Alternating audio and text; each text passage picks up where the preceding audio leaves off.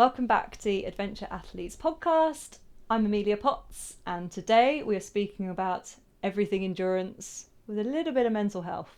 What was your call to adventure? There was two, because the first one I didn't really listen to, but I did it anyway and then forgot about it when I got back. So the first one would have been a school trip to Nepal. I don't know why we all did it, but it was very much you finish school, the school organised this, well, they did it every year, but we hadn't done it before. And they did this, do you want to go and hike Annapurna Base Camp? And I don't know what possessed us to do it, but me and a few friends were like, yeah, that sounds fun. I think it was because it was like a holiday and it was somewhere we hadn't been and we didn't really appreciate we were going to be hiking up a mountain. So we did that and it was amazing. And I very much came back home and kind of forgot about it and then went to uni and got fat. So I guess that was the first adventurous thing I did and I loved it. It was absolutely amazing. I've always got that in the back of my head when I do like mountains and summits and things now, because that kind of kicked the wonder of that off and like an appreciation of how amazing a trip can be rather than just sitting by a swimming pool. But the one that really got me into what I'm doing and was the starting point to the escalation, so to speak, was, as I went to uni and got quite large from eating and drinking and just having a great time. And I came home and I was like, oh, I don't feel as young as I used to. I mean, I'm only like 23 at this point, right? But 22 or 23.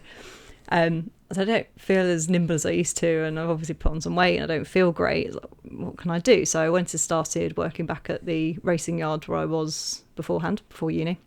I did a bit of summer work there.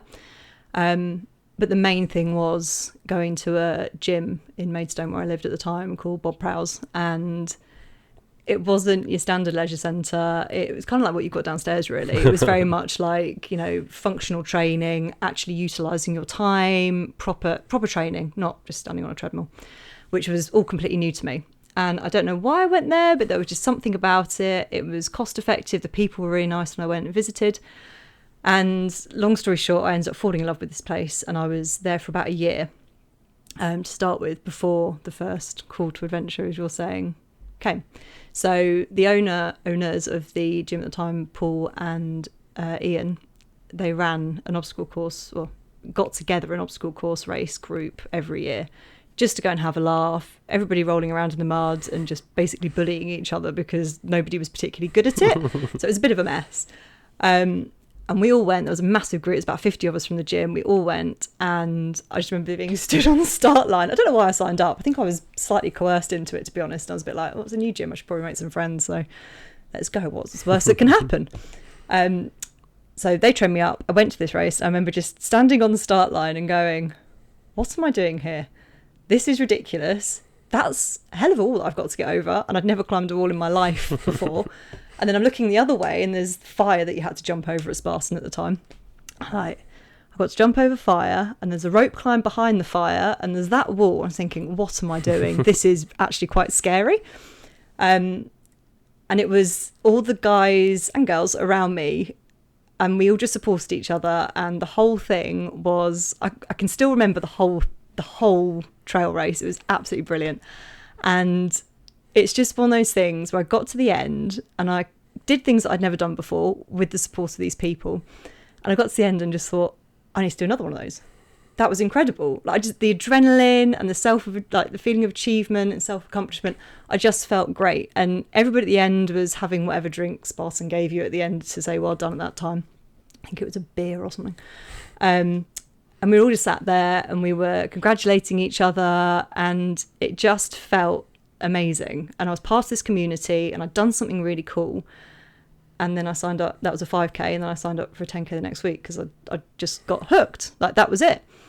So I dragged two friends that had gone with me to that race with the gym, dragged them to the 10k the weekend after. And then we did the Beast a couple of weekends after that. So we very much were like, this is amazing. We just got hooked. And I mean, I've done a lot of different events because I'm not somebody that kind of just does one thing. I like to experience lots of different things. Jack of all trades, master of none, as I kind of like to call it. But that has just stuck with me.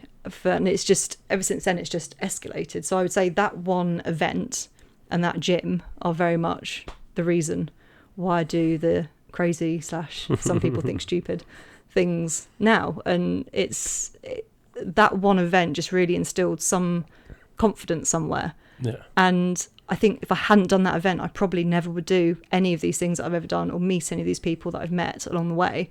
I certainly wouldn't have gone and ridden 1,300 kilometres across Mongolia. Like, it's just incrementally built up. And yeah, I have Paul and Ian to thank for that, really. And that gym, because it was just that one event out of all the events that I've ever done, that one's the one that I really hold quite close to my heart. Yeah. I mean, for you to go and do it and then be like, you know what, next weekend I'm going to double it.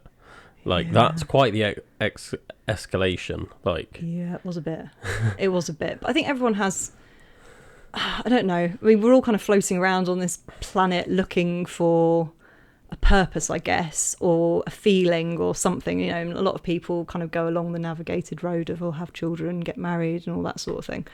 But that's not necessarily everybody's calling to life, is it really? And I think I've never been that person that's like, I want to do this and follow the traditional line of life. And I think I was looking for a sense of purpose at the time, because I'd finished uni. You'd always have school, uni, you're like, you do this. And the next step is you do this and you do this. And you come out of uni and you go, now what? I get a job, great. It's not particularly a job that I'm going to stay in or a job that necessarily you like. I can't do this for the rest of my life. What is my sense of purpose? And I think that gym happened at the right time and that event happened at the right time. And I was like, oh my God, I feel like I belong here, number one, and I feel great after doing this. How much better can I feel the bigger these events get and the more people I meet and the variety in life? Like, life is not just one Hobbiton, as you're saying. There's all these different strings to it and all these different things that you can experience and people that you can meet. So that was very much the matchstick in the fire, really. It kind of all just went after that. But yeah, it was a bit quick to go, I loved a 5k, let's do a 10k. I didn't find the 10k easy. I did struggle with the 10k. I was like, oh no, what have I done? But still, a few weeks later, you was like, we'll go and do the beast. Yeah, again, I'm not really sure why. I mean, with OCR, it's hard, don't get me wrong, and I couldn't do what I used to do now, because you do need to train like an absolute demon for it. But because you've got the obstacles, you're not really running that far in between them, which I think helps. And I'm bad at road running because I get bored and shin splints and all that sort of thing. But I've never really been one for just pounding on the pavement, off we go. I just get bored.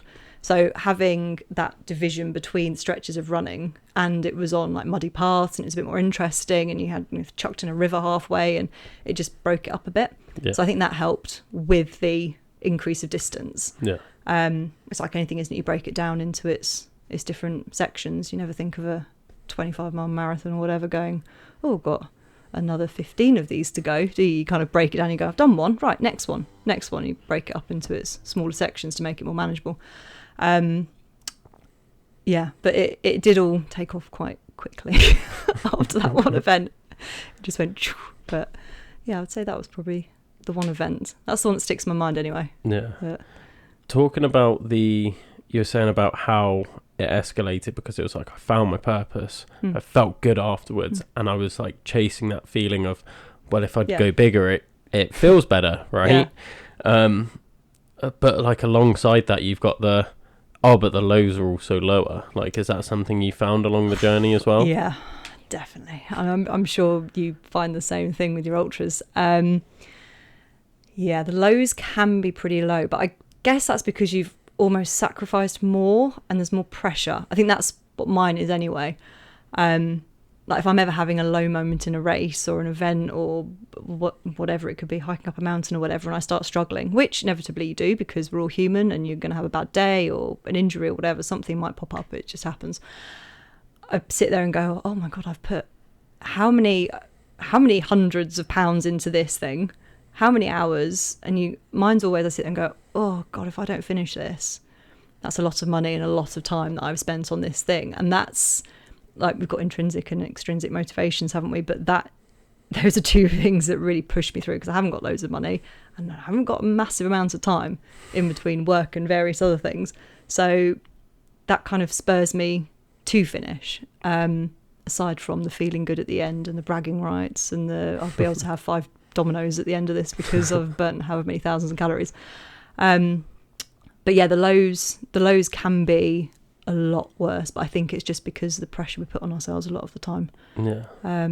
At least for me it is anyway. It's very much self-inflicted, that when realistic it doesn't matter if you finish. I mean, that's something I'm getting better at, because I have, there's events that I haven't finished and events that I've really messed up on, and it's all a learning curve.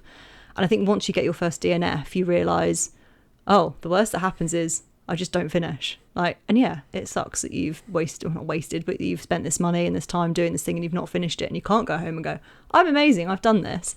But you've learnt a lot, and the worst thing that happens is you didn't finish. You didn't cross the finish line 2 minutes past the cutoff and drop down dead. You just didn't finish. That is literally the worst thing that's going to happen if you just don't cross that line in time or hit that cutoff point.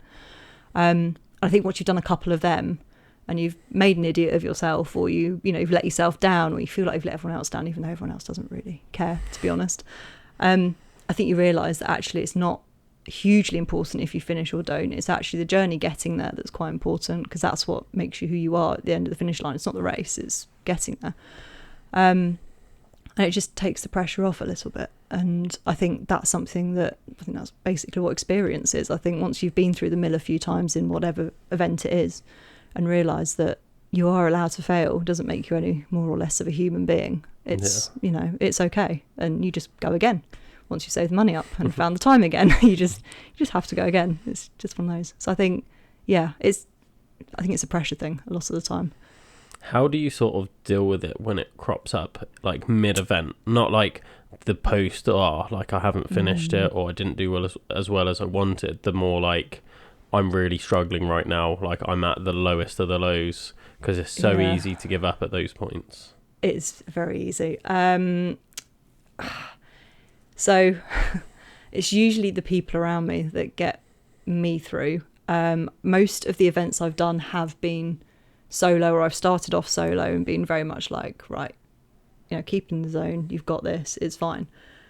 But so I represented the UK at the OCR World Championships a long time ago now, 10 years ago it would have been. And I was in the elites, in the elite women's wave, and you kind of get a bit of cockiness, don't you, when you're put in that position. I imagine it's like going to the Olympics. That you're pretty good at what you're doing. So you stood in the start line yes, it's going to be really good. So I'm going to nail this to the best of my ability. Anyway, completely bottled out on one of the obstacles in the event park, loads of people watching, cameras, everything, and it was awful. And it still now, I'm sit there and think, why didn't I just jump? And it's called a dragon's back, and I don't know if you've seen one, but you climb up, you're on a platform, and you have to leap off a platform and grab onto a bar, pull yourself up, and just keep doing it. And I just looked down and I saw the floor and I just went, oh my god, I can't jump. I can't do it. That's it. And I stood on this obstacle, on this particular obstacle, for I think it was about 2 hours. And I'm sat there and there's people going, jump, jump, jump, you've got to jump. And the race director came over and he's like, you've got to get down, you can't just stand up here. I had lunch brought to me up there by the obstacle marshal, everything like that. And it was humiliating, because I was meant to be this elite woman obstacle course racer at the time who knew what she was doing. People were watching you to see if you were going to win or get placed, not just by obstacle 10, sit there and freeze. So I stood on the top, and how it worked was the elite people went first, and then they kind of went down the rungs, as it were, of the age groups. And there was a big group of us that had gone over there, because all Team UK had gone over together. And there's this girl called Katie who I'd done a few races with over in the UK. And she, just remember her going, Potts, are you going to jump? And I recognise that voice. And she's like, I'm going to stay with you until you jump, because I don't have any pressure on me to finish time-wise. I'm not going to win my wave. I'm going to stay with you. And she stood with me for about 10 minutes, and she would not leave me. And she's like, I am not jumping until you jump. You've got to go. And she kind of hopped over and sat on the other side and just waited for me. And the patience and the encouragement of somebody, she was just sitting there and watching me. She's like, I'm not going anywhere. You need to jump. And eventually I jumped, because I think I felt bad for letting her down, because I was like, I'm going to ruin her race if I don't jump soon. She probably won't even finish. We've still got another 15 kilometres or whatever it was to run. And I jumped. And as soon as I jumped, and as soon as she went, well done, you have done it, excellent, had that support, kind of confirmed to me that I could do it. You do the other one, and you think, why the hell did I stand up there for 2 hours? This is ridiculous. What was I thinking? But I'd still be stood up there, I think, if it hadn't been for her, to be honest. But having that support when I really needed it on something that I wasn't familiar with was something that got me through that. And to be fair, the marshal bringing me food, I was so dehydrated and hungry at the top of that standing because it was so hot. You're in the middle of, summer in Canada on top of a ski slope resort. And just the kindness that everyone showed you and the support that everyone gives you was something that got me through. And it's not really any different in any other race. Ironman really struggled with the run, partly because I got cocky. A lot of my failures are because I get cocky, to be fair. And then I'm like, that humbles you pretty quick. But Ironman really struggled with the run because I was running so many miles in training. I was like, I don't need to train for an Ironman run. Like I've been running for 10 years or whatever it was. Like I'm fine with running, so focused on the cycle and the swim. Turns out I should have focused on the running a little bit more because I really struggled and I had to walk the last, I think it was 7 or 8K or something in the marathon. And it was just this man who was one lap behind me, and I kept seeing him, and I was walking and he was just kind of slowly jogging past me. He's like, you've got this. He's like, just keep going. He's like, you are going to finish this. Just keep going. I'm like, yeah, you're right. I am going to finish it. You're right. Like, this is going to end. You're right. And like that just kind of spurs you on. And same in Mongolia. Like the people around you, they keep you going. Day 7 in Mongolia, I was, well, death on a horse, to be honest. Like I was horrendous. Like it was coming out of both ends. I hadn't eaten, I hadn't slept. The horse I was on was not the best thing to be riding when you're feeling like that. And the girl and the bloke that I was riding with on that day, they got me through it. And same thing, I don't think I would have finished that race without them. But it flips back around, doesn't it? You support people, you see someone struggling in a race, you know what it feels like. I think everybody knows what it feels like to feel horrendous on any of these sorts of events. Yeah. And you support each other because you know what you put out is ultimately what you get back in these communities where things are really tough. And it's humans are the thing that get you through it. You can sit there and say, oh, it's my gels that I have in my bag, and it's, drinking water every 20 minutes when my alarm goes off, and yeah, they're the fundamentals. But if you've really hit a block and you are like you say, you're the lowest of the low and you're thinking, how do I get out of this? It's just another human coming up behind you and going, you have got this, like you're going to finish this, that's it.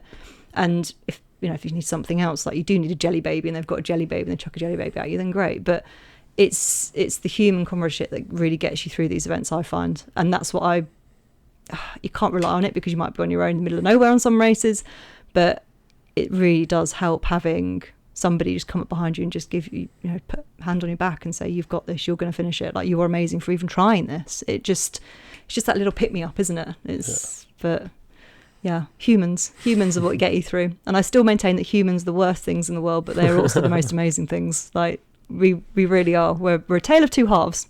Yeah. How does it escalate? Because you've brought up OCR, Ironman, and horse riding across Mongolia. Yeah. How does it escalate across like those things? Because you're training for Killy as well at the moment, aren't you? Just done Killy. You've just done it. Yeah. Oh, awesome. So that's a whole new story. I mean, all these stories are on my blog if you really want to get into them. Like, that was a whole thing. Amazing, but again, a lot harder than I thought it was going to be, which is the underlying theme of a lot of these things. You sign up and it's like, oh, I'll be fine, that looks really good fun. And you go, oh, this is actually quite difficult, even though I've trained and I've done this and I've done this.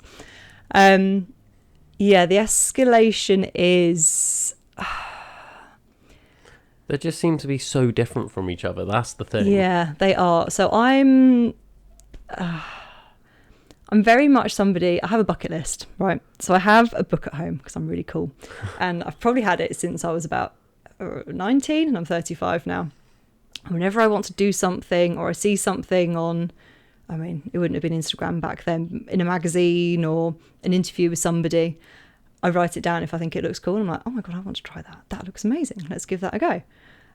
Whether it's doing something, going abroad somewhere, learning a new skill, all those things. So I kind of work my way down that. And if I'm looking for a challenge, I go, oh, what's in the book? Let's refer back to the book. And over the years, I've kind of become known in my friendship circles as the woman now that kind of does daft things. So people do, to a level, chuck things in front of me and go, oh, have you seen this? And if I haven't, I think it looks good. I'm, oh, actually, no, let's put that on the list. That does look good. So OCR very much came from that first Spartan race. Got the bug, loved it. Was like, this is amazing. And that's accidentally kind of got out of hand. Like, I didn't ever set out on that journey going, I really want to be stood in Canada representing the UK. Never in my wildest dreams did I thought that when I started. But you know what it's like. You gradually get better and you conquer something that you didn't think you'd be able to conquer. And you go, oh my God, I've done that. That's amazing. What's the next thing? Like, I can do that now. So let's do something else. And that's how that kind of materialized and how I got good at that. And then ultras followed on after that, because a lot of the obstacle course races were marathon distance. And I was like, well, actually, I'm quite enjoying my trail running right now. Like, what next is there? And there was a company still is a company called Rat Race, who do like beginners ultras, or like accessible ultras, let's call them. Like, they're really well supported. The people are really helpful. They're a really good like launching pad, I found, for ultras. So I thought, well, let's get a season pass, let's go and do all the Rat Race races, because I'm very much an all or nothing person. So I went and did that, and had a couple of DNFs and a couple of ones that I really loved and thought, this is brilliant. I really enjoyed running up, like they do one up Snowdon. I think it's just shy of a marathon, so you do, how many miles it is, 15 miles, then you run up Snowdon, you run down it, and then you go in the mines, like the slate mines and stuff, and then there's a few obstacles at the end. So really loved all of those. I thought, this is really good fun. So that then progressed the year after to a couple of Rat Race multi-day ones, so they've got one around Arran, where you do a marathon each day around Arran. And they just kind of kept getting more and more out of hand. But obviously the more you progress, the fitter you get, because I wasn't really stopping. I was just kind of had all these years of just kind of, what's the next thing, getting fitter and fitter. And I was getting like twitchy just doing a 5 or a 10k on a Saturday. So I'd be like, oh, I'm going to do something on the Sunday as well, because like I've got this energy and I feel fit and I feel good. Like, I want to do all these things. And then Ironman was a bit silly, really, because I couldn't really ride a bike very well, and I'm not the best swimmer. Wasn't the best swimmer before Ironman. But I think I'd got to the point then when I was like, well, actually, I know I can do all these things. Like 5 years ago, it would have been about 5 years. 5 years ago, I wouldn't have been able to run 5k, and now I can run, well over a marathon and all these things. So I thought, well, why not? Let's give it a go. Like, everyone's always going on about how cool an Ironman is and how it's the best atmosphere and huge bragging rights and whatever. And had all these medals on my wall, and it's like, oh, an Ironman would look really good on that wall, actually. So I just thought, why not? And yeah, I don't think I'd do another triathlon again. It was great, don't get me wrong, loved it, brilliant, but it was so much training. There was a lot of sacrifice that had to go into Ironman. Yeah. And then the riding, I've ridden all my life. So Mongolia was very much a man at the yard where I rode who said, have you seen what the Mongol Derby is? I said, no, what is it? And he goes, it's right up your street. You like doing all these stupid things. Look at that. And I looked at it and my heart just caught a light. And I was like, I need to do that. I need to do it.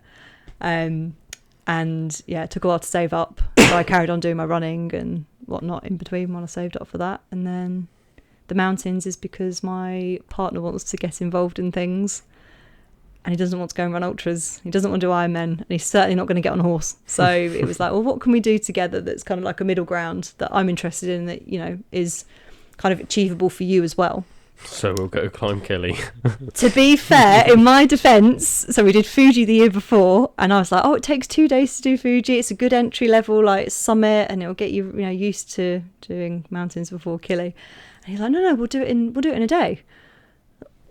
No, it takes 2 days. No, I don't want to sleep in a hut with loads of other people. We'll do it in a day. So we ended up bullet climbing it, which was good fun. It was good fun. But yeah, everyone has all this sympathy of, dragged Ben up Killy. It's like, hang on. No. He dragged me up Fuji in a day, actually, is what happened. It just sounds funny because you're like listing all these things like, oh yeah, I've run ultras, I've done OCR, like I've ridden across Mongolia, and my partner wants to get into something. Like, he's just wants a bit of adventure, but is not interested in any of that. And then it's like, so we went up Kilimanjaro, and it's like, okay, because that's entry level. Okay, I get it. Yeah, I think it's finding something that you're interested in, isn't it, and something that fits the person, because he gets problems with his legs when he runs, so running was out of the question. Ironman, he doesn't have the time to do that or the inclination. Whereas mountains were, I agree with you, they're not accessible by any means, and they shouldn't be taken lightly because they're not easy. But it was achievable for him as a person, and he was interested in it. So I think part of it is, my problem is I'm interested in everything. I'm just like, I'm magpie syndrome. Like, well, that looks fun. Let's give that a go. That looks fun. Whereas he was very much like, I don't want to run. I don't want to do this, but I want to do something with you. I'm like, well, mountains. How does that sound? It's like, yeah, okay. Because I think they're also, you can gradually build them up, can't you? Which helps.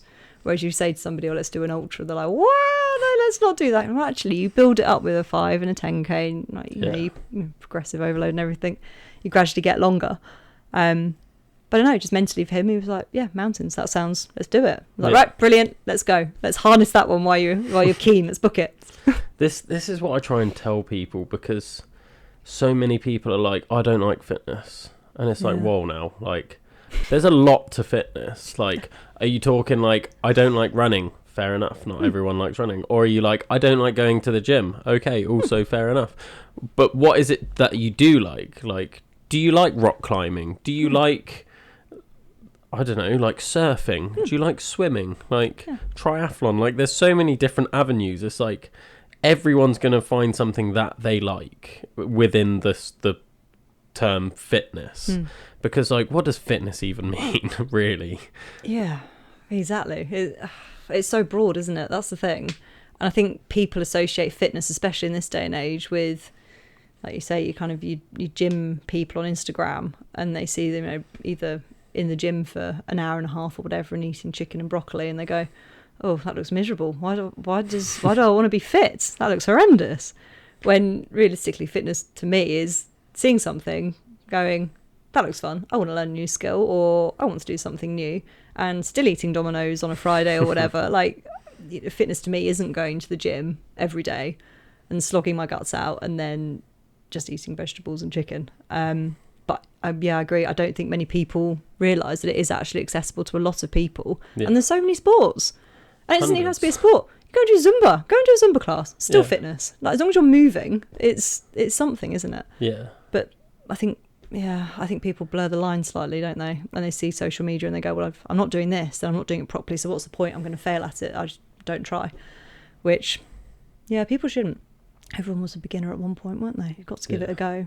Start somewhere. That's why I hate social media, right? But, like, it's also my job to have to do social media. But you can do the flip side, can't you? You can do the, actually, this isn't what fitness has to be. Like, fitness is subjective, really. You pick a skill or this is what I teach my clients, because, like, I work in a gym, obviously, as a trainer. So people will come to me and they're like, I want to get stronger. And I'm like, okay, what do you want to get stronger in? And they're like, what do you mean? I'm like, well, are there certain lifts? Do you want to do powerlifting, or, like, do you want to get stronger for rock climbing? That's very different to powerlifting. Or do you want to get stronger for running? Because that's, again, very different. What do you want to get stronger for? They're like, oh, I don't know. And then, or they might be like, oh, I want to get fitter. And I'm like, great, fitter for what? Like, what's the purpose? And I'm like, it's not about the gym. Like, the gym, great. I like people going to the gym. I love people lifting weights. I love people going out running. But I'm like, what's the purpose of this? Because for me, that just allows me to go out and do other stuff. If I don't particularly, I find this funny, I don't particularly like the gym. I don't really like going to the gym.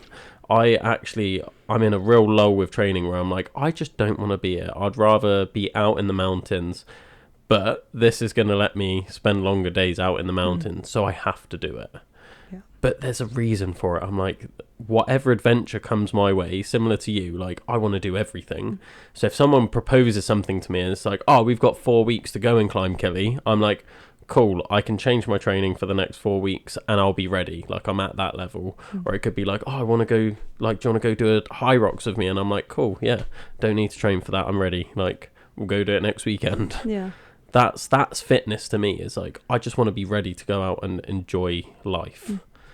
So no, I agree. But do you not think that there's a lot of coaches who they try and put square peg round hole? A lot of it, they could try and train people how they would train themselves, and a lot of that ends up with a lot of very miserable people in the gym who quit after 6 weeks because they go, well, this isn't what I want to do. I don't think there's enough focus on, before people actually start a program, like before you do anything, sit down and, like you say, figure out what your goal is. Like, what does it interest you? What do you want to do? What's your life like? What's your budget like? There's so many different variables that need to be taken into account in that first initial consultation that I don't think a lot of trainers, coaches, whatever do. And they just kind of go, well, you want to get fitter? Great. Put you in the gym for 6 weeks. You'll get fitter.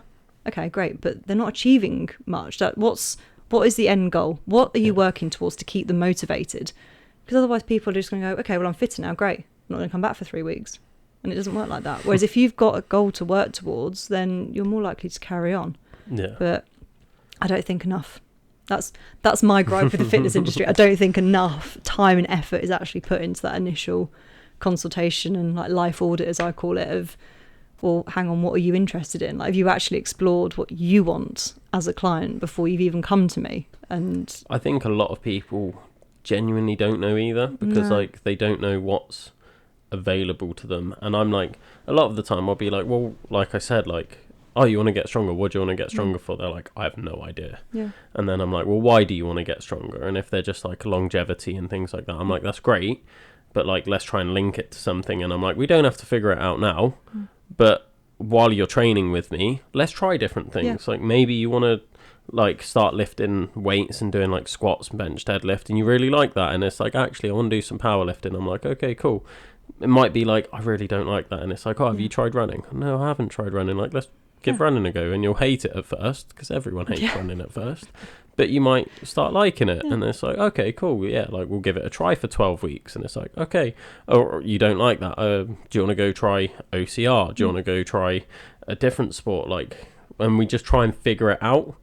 But I think people just need like that guidance of like, let's just try stuff. But that's why you're a good coach, because you give people the opportunity, and you give them a buffet of things that they can go to and have a go at. Yeah. Whereas I don't see it in my gym and think, okay, so there's one particular trainer and I see them every time I go in, and they're doing pretty much the same routine with every client I've seen them work with.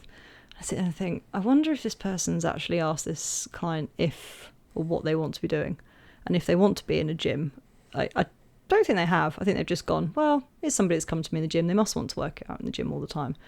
But yeah, I think it's two very different types of coach. I think there's ones like you where you go, well, actually, let's explore. If you don't have a goal and you are a bit vague about fitness, then let's explore it. Let's have a look at what might, set your heart alight and you might really get into. Because God, it just takes one good coach to go, you just come to this race, like Paul did with me. Just come to this race. I think you'll really like it. Yeah. And I did. And look at me now. Like, I love giving things a go. And, I would love to do OCR again one day once I finish doing all the other stuff that I've got on my list.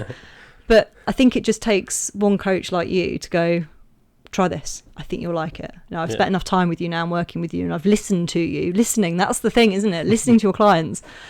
And I think you'll love it. And that could be a starting board to the rest of their fitness career, couldn't it? It's it's something just so simple. Just listen to them and explore and ask them what they want, and just give them opportunities. Like, a big thing of what I did with the business was, I was like, well, I do outdoor activity days, so then I'd be like, well, you can either pay me and we'll go and I guide like National 3 Peaks. I'm doing that next weekend. Nice. Taking one of my clients, we're going to go do the National 3 Peaks. Awesome. But it might just be like, well, that's quite a big goal itself. So I used to do like free hikes up Penavan. It'd be like, oh, cool, like, I've got a free weekend, I'm going to go hike Penavan. Yeah.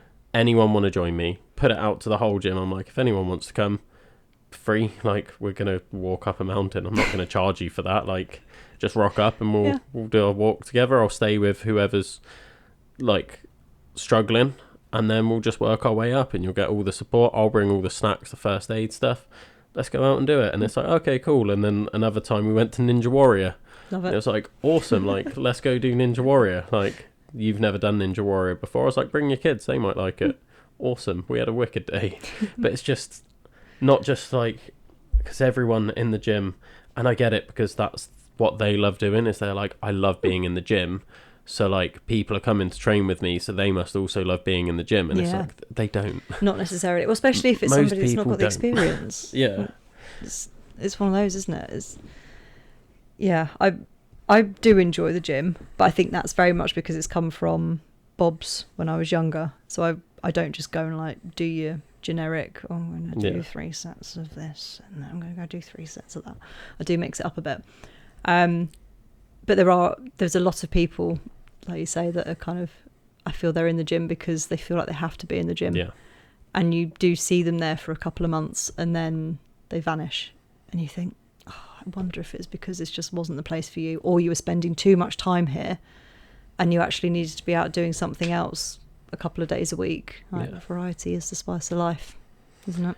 I think the point of maybe this gym wasn't for you is a really good point as well, because I work in a commercial gym, and that is probably why I hate the gym, because I'm like, this isn't for me. I used to go to a Olympic lifting gym. Yeah. Love Olympic lifting.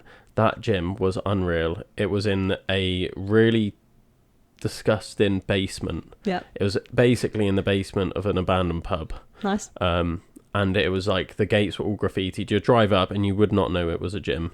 They had like 200 members total, and it was very much like, well, you have to apply to get in. And I was like, you guys have got hardly any members. You're in a basement. Like, why do you have to apply? So I had to do a written application. I had to be vetted by them, like do a phone interview. Really? And then I had to get vouched for by one of the current members, and each member only gets like 1 vouch. So they're very precious about it. And you're like, this is a basement, like, and I'm paying a lot of money to be here. And then you go in and you train there and you're like, oh, this is why. Because it's that community. They're so precious about the community. And all of the platforms were made out of like old pallets that they'd like nailed together. Like none of it was proper equipment. And it's like, this is so sketchy and dangerous. But you loved it there. Everyone there absolutely loved it. I miss that gym so much.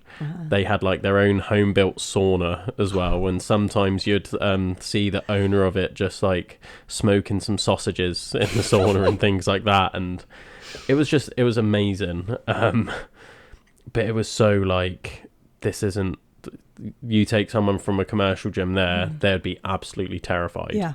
Loud music, everyone screaming and cheering for you, but like that was my sort of gym. You go to other gyms, like old school bodybuilding gyms, and everything's rusty, and it's like most people would look at that and be like, oh, this is disgusting. And they're like, I absolutely love this, like the sound that the bar makes. And then you've got your commercial gyms, which is good for most people. You got a good selection of equipment. You've got CrossFit gyms, like all of these different types of gyms, but they're all gyms. Yeah. And it's like, we're saying like fitness, there's so much to fitness. It's like, there's so much to gyms. Yeah. Like there's so much you can do. And if you're someone that doesn't know what it is you want and you're a complete beginner, where do you even start? Like, how do you know? I think most people would just go to like your commercial gym and go, well, this is a good starting point, when really you want to go to the rusty ones. Like Bob's is completely different now to when I went, but it was a bodybuilding gym, and it still is to a degree.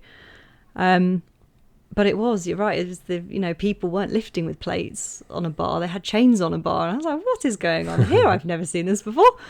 But it's the noises, it's just, you just know people are properly training. They're not sat on their phone on a cable machine and going, I'm kind of doing a bit of this and a bit of that. Like, people were actually serious, and they were getting results, and they were welcoming, and like you say, everyone was cheering each other. Like, nobody's ever cheered each other at my gym. That's all I'm saying. I know. I get off my treadmill after doing my HIIT interval, and I think, where's my cheer? Where's my cheer? I think commercial gyms are great. Don't get me wrong. I think they are a really good starting point, but they're a really good starting point if you have the people there, like we're saying, that understand. Like, okay, like, we can do anything here. There's so much here. There's machines, there's squat racks, there's benches, there's treadmills. We can find something you like in this building, and then from there we really want you to like specialize and progress into other things.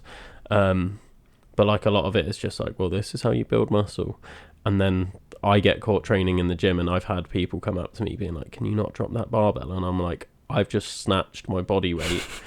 Like, I'm not lowering this bar. This bar is being dropped. Like, that's what these plates are made for. We've got special, like, bumper plates, proper plates for Olympic lifting. And I'm like, the platform is made for this.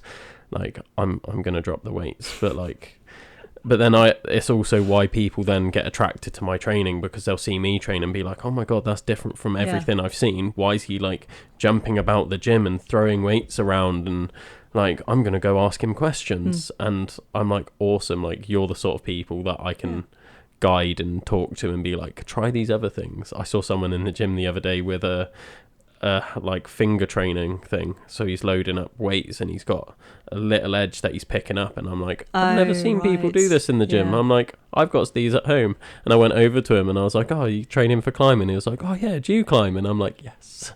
I've got someone to talk to. Like, and he was like, no one ever trains their forearms. I'm like, I know, right? Like, I had that a couple of weeks ago actually, and I was doing barbell reverse curls for my grip, because I was, in all my stupidity, I went, oh, I'm just going to do an old circuit with a rope climb in it, and it didn't go well because I had no grip, like, but my hands are just not as strong as they used to be, and I thought, I'm going to train these up and I'm going to conquer the rope again in a couple of weeks.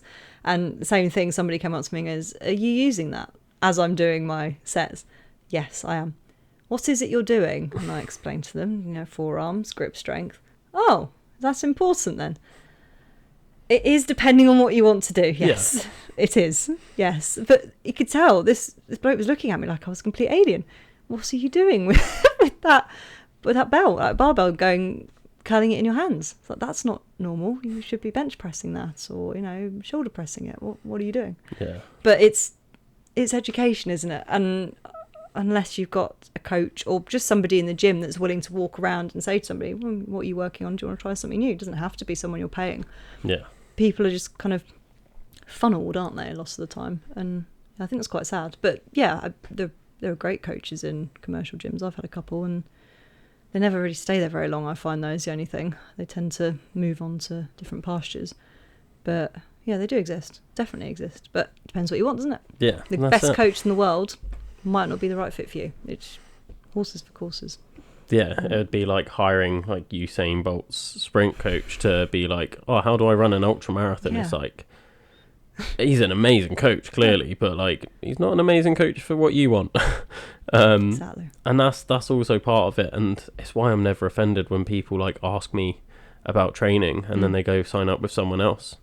And sometimes I even encourage it. Like, I've had people come up to me being like, oh, like, I really want to bulk up, build some muscle, and I'm like, I can do this. But this guy's more into that, and you'll get a bit more from him. I'm like, if you don't like, sometimes they're just like, I just don't get on with that person. I'm like, that's great. You get on with me, I'll train you. Like, I'm just saying, like, there's options there. Yeah. And most of the time, if people come to me and they're like, oh, I want to do this thing, and I'm like, you know what, like, that's just not me. Like, just go. Here's a selection of other people. They're the right fit for you. Go talk to them. Like, they'll get you to your goals. I'm not the best person for that. I get a lot of runners because I'm currently running a lot, and it's like, oh yeah, like, you want to talk running? I'll talk to you about running. Like, fine, we'll get on like a house on fire. We'll do that all day. Someone comes up to me, they're like, I want to climb mountains. I'm like, awesome. Yeah. Someone's like, oh, I want to get like 6-pack abs, and I want to be able to like curl my body weight. I'm like, oh, I don't really care. It's great and all, but like, that's not my training. And you get more out of your coach as well if they're passionate about what it is that you want to do. So it's in both interests, really, isn't it? Yeah.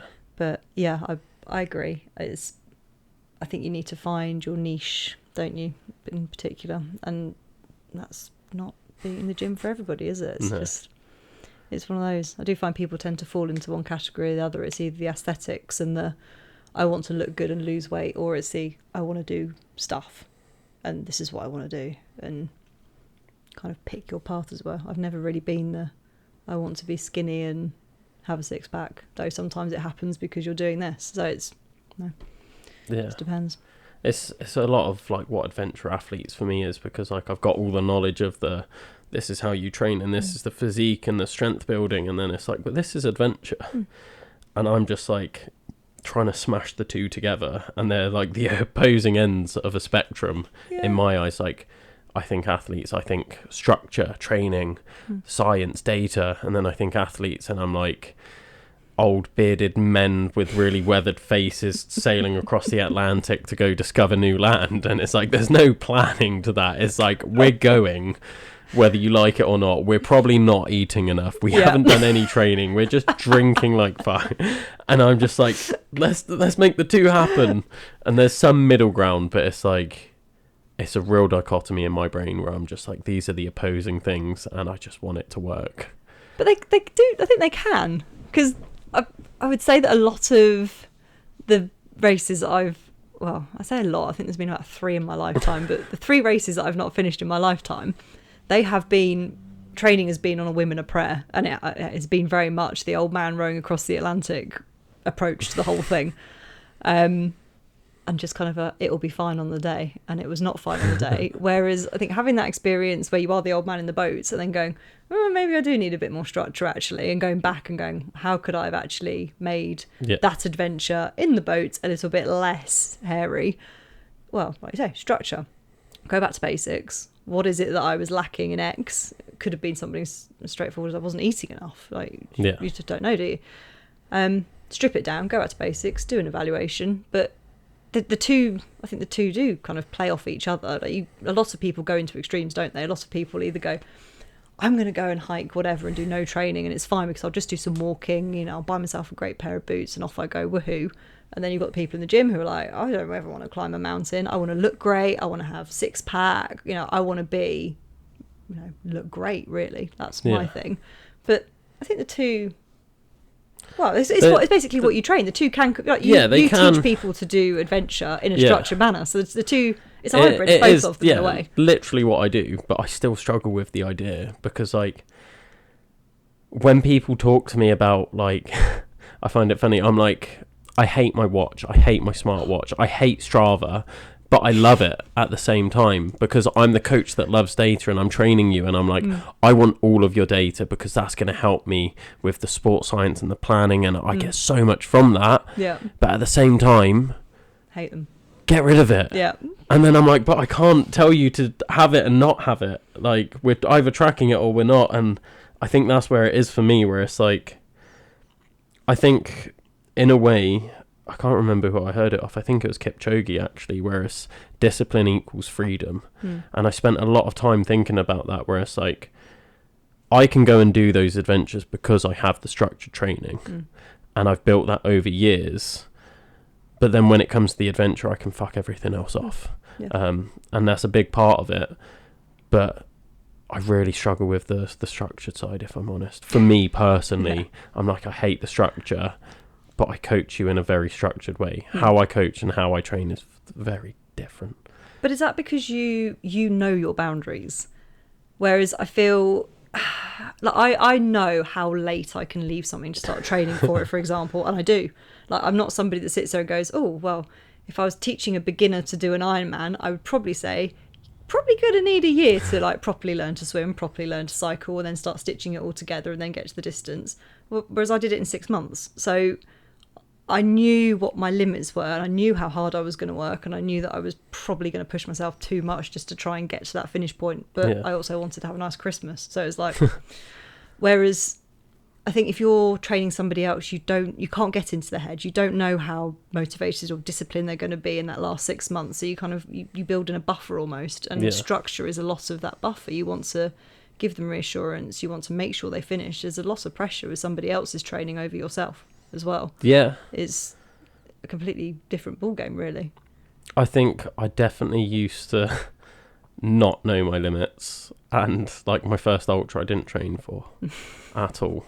I signed up with the intention of training, like I do with my clients. If my clients told me, like, I'm going to do an ultra in a year's time, which is how long I gave myself to train, I'll be like, great, we're going to do this, and this. We're going to work up from 5k, 10k, half, marathon, so on. I had all intentions of doing that, and then I didn't do it. And then it got to my half marathon, and I was like, I'm not going to do it. And some people convinced me to turn up because they were doing it. They didn't turn up. I ran it anyway. And then I was like, oh, cool, I could do an ultra. And then I rocked up to the ultra without doing any extra training and came dead last. But I was there because I was like, I'm finding my limit. Like, I was 1 minute of the cut-off time. I was a broken mess. I couldn't walk for a month. And I was like, I loved that. And that's what I was there for. Whereas, like, now I'm really into ultras. I've sort of gone the other way, and I've gone the performance side. and if I don't like hit a certain time or hit a certain position in the rankings, then I'm like, oh, I'm a bit shit, aren't I? And I get in my head about that, but then I don't enjoy it as much, and I'm like, fuck this, I just want to go back to just not training for stuff and just no pressure of doing just it, rocking like up and finishing. rock up and suffer. But I'm trying to find that balance of the two, where I'm like, well, I do like pushing myself and doing well and the training, but I also need to take that pressure off me of like, this is an adventure at the end of the day, and enjoy the adventure. I think I lost that a little bit. If you're not enjoying it, what's the point? I think it's it's ultimately why I stopped doing OCR, because I just wasn't, same thing, I put way too much pressure on myself to perform, and it's just like, I'm not enjoying this anymore. It's way too much pressure. I feel like I should be getting paid to do this because there is so much pressure involved and stress, and I wasn't enjoying it. And I thought, well, let's go do something else. Woo, let's go and do an Ironman instead. There's no pressure there. I can come last. No pressure. I just want to say that I finished it. And I think I did come last in the half beforehand, a couple of weeks beforehand. Did a half Ironman distance and came stone cold last, but loved it because there was no pressure.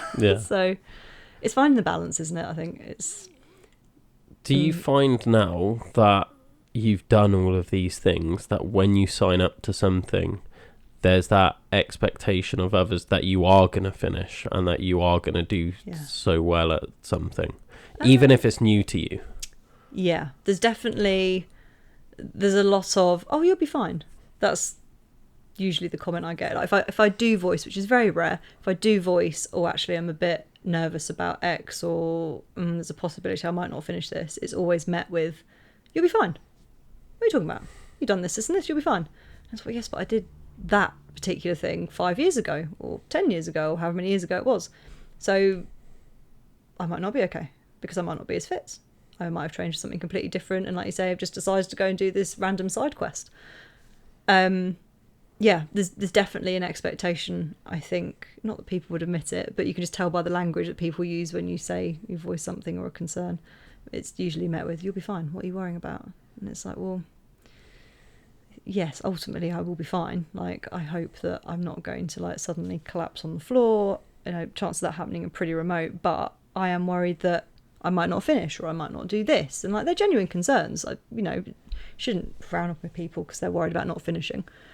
Different things are important to different people, but it is met with just kind of a, you'll be fine, you've done all these things in the past, like, you're Emmelia, you'll be okay. Which sometimes makes it quite difficult to voice that you will find things hard, or even that you're finding things hard. Like if you say, oh, training's actually, I'm really struggling with training because of whatever. Oh, you'll be fine, don't worry, you've got 3 more weeks. And I'm sat there going, one of those is a taper week, and then I feel like this next week I've only got 1 week, so actually it's not that long. But I think that again is a lack of understanding of exactly what it is we do and how much time goes into these things, a lot of it, and a lot of it is people just going, you'll be fine, you've done it in the past, so why can't you do it again? And not understanding that actually a lot of time might have passed between said events, and I'm not as fit as I was, or maybe my nutrition isn't where it needs to be, or actually I've got 5 other things in my life that are kind of displacing training that I can't actually get rid of at the moment.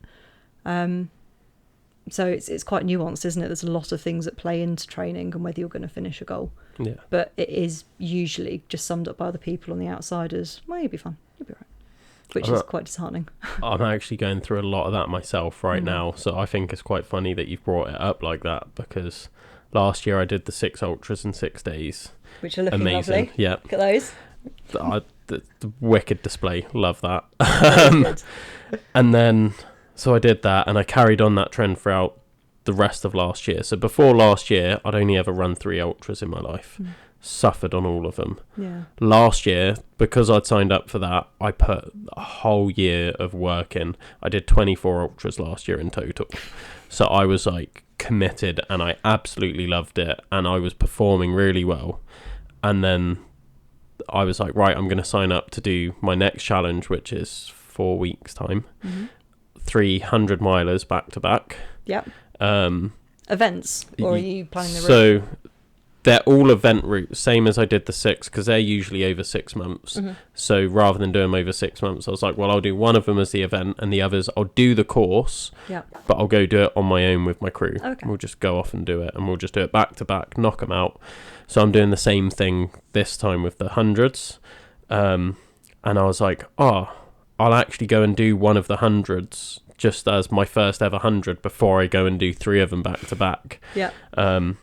So I was like putting all my training into that, and then I was like, well, I've got 6 months for that, and then I've got another 4 months, I think it was, before the 100s, like back to back. So I was like, awesome, the whole year's planned out. The whole athlete side of me, like the coaching side, I was like, yeah, planning away, everything sorted. Got injured at the start of the year. I've spent half this year so far on crutches. Turned up to do the 100 miler, and I absolutely hated it. I wasn't as fit as I should have been for it because I've been injured. I wasn't in the right headspace for it. I was struggling mentally. Anytime I try and voice it, it was like, you'll be fine. Like, it's only 100. You've done 230 in a week. And I was like, oh yeah, fair point. Like, I've done some big events. I've done a lot of ultras. It will, like, there is some residual fitness that will just carry me through. Hated the event. Absolutely hated it, which is a shame because I thought I was really going to love it. And there were points where I was like, I just don't want to finish, guys. Like, I don't care enough to finish. And the whole response was like, you've done harder things. And I'm like, I know I have, but I'm not enjoying it. They're like, no, you'll be fine. Like you're saying, you'll be fine. And I kept going, and I finished, and I felt awful at the finish line. And I was like, I kind of wish I just hadn't finished. Like, I think my first DNF would have been better for me mentally than what I'm going through now. Hated running. Didn't run for the next 10 weeks, really. Partly because I was on crutches again from it. And partly because I just didn't, like, I tried an event afterwards. It was going to be another 100 miler, like a looped event. And it was 24 hours. I was like, I could do 100 miles on this loop. And I just got 40 miles in, and I was like, fuck this. And I just stopped, and I went home. And I was like, I'm just going to fuck off running. Cancelled all my events. And I was like, yeah, the 300s aren't happening. I just did not run. And I was in a really bad place for it. And now I'm like getting the excitement for running back, and I'm trying to run for that enjoyment and that adventure. I did a 50 miler on the weekend, and I struggled, but I loved it. Like all the pictures, it's the only race pictures you'll ever see of me smiling. Like, I was beaming from start to finish. Like, I've never had that in a race before, where I was like, this is awesome, even though it sucks and I'm not fit enough for it. And then I'm like telling people now, I'm like, I'm really worried about the triple. Like, I struggled at doing 50 miles. I've got 300 to do in 4 weeks' time. And everyone's like, oh, it's you'll be fine. And I'm like, fuck, like, I've barely trained this year. Like, 3 months on crutches, 10 weeks no running because I hated it. Like, that's most of my year. And like last year I'd done God knows how many ultras before even going for the 6, and I had the perfect year training, and that sucked. Like, that was hard. Amazing time, best experience of my life, but it was fucking hard. And now I'm like, I'm going to do more than that with less sleep and more logistics to worry about. And I'm like, holy fuck, like, it's not okay. And everyone's like, it's fine. What could people say to you to encourage you rather than going, you'll be fine? Like, what would you prefer people I don't even say? think like I need encouragement. I think I just need someone to just be like, yeah, no, like I'm hearing you, like I'm listening. I understand, like, you've had a shit year, Will. This is gonna suck. Just do your best. It's like, who cares if you finish? Like, things like that. Because when I was trying to like pull out, and I was like, when I get to the next checkpoint, I'm done. They're like, no, you're not. Like, that you're gonna sleep, you're gonna eat, you're gonna do this, and you'll get out running, and it'll be fine. And I'm like, I just don't want to. I remember I was 10k from, well, not even 10k from the finish of the 100 miler, and I just sat on a rock, like in a car park at the top of a mountain, and I'm like, there's 9k to finish. We've done all the hard stuff. It's a little bit more climbing, fuck all really, compared to what we've done. Then it's all downhill, and then just back to the start. And I sat there, and I was just like messaging, I think it was either my mum or my girlfriend, just like, can you come pick me up? Like, I'm so done. I just don't want to be here. And they were just like, you're like 9k out, Will. Like, don't be ridiculous. Fuck up. Get on with it. And like on that instance, I was like, okay, yeah, fair point. But like, I was just so done for the 60 miles before that. And I was like, I've been saying this for 60 miles, guys. Like, at what point are you like, you know what? Actually, he's not enjoying this. Like, and it's just like that feeling of not feeling heard. And everyone says like, oh, we've got no expectations of you finishing or doing anything. Like, you just go out and do your best. And then to be met with that when it's like, no, I do just want to finish, guys. And it's like, oh no, like you're fine. And it's like, there's clearly an expectation of me finishing here. And I think that whole experience was why I then hated running, because I'm like, there is expectations of me. And the pressure's back. Yeah. And I'm like, I put so much pressure on myself anyway, but there I wasn't putting the pressure on myself. I felt it from others. Yeah. And I always find it funny. Like, I go back to the 6, day 5 of the 6. I've run 150 miles before even starting that day. Yeah. I rock up at that start line and I'm limping and eating a bacon sandwich, and there's people being like, fuck, Will's going to win this race. And I was like, what? You guys are all fresh. Like, some people, that's their event for the year. Like, that's it. That's all they've trained for. Yeah. Amazing. I don't want to take that away from them, because I've done like fucking 4 others already, but like, they're probably going to beat me. Like, why is there an expectation? And to be fair, before that, I'd never even won an ultra anyway. I still haven't won an ultra. I've still not podiumed an ultra. And it's like, at what point do you think like, oh yeah, he's going to win just because I've done stupid things? Like, where's that pressure come from, right?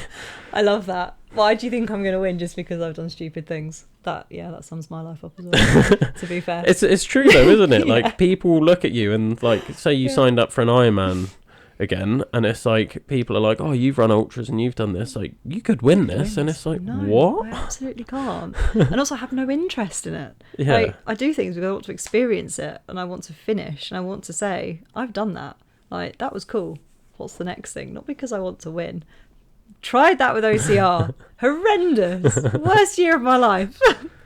Like, it's just not worth the pressure. It's just, and I get that people get a kick out of, you know, getting a PB and knocking your time down and eventually going, oh, actually, yeah, I could podium in this and I could do that. I get it. I've been there. I've done it. Like, I understand that it is a bit addictive, but for me, it's just not worth the stress and the expectation, like you say, because people do start to not treat you differently, but they do start to kind of, you're met with a certain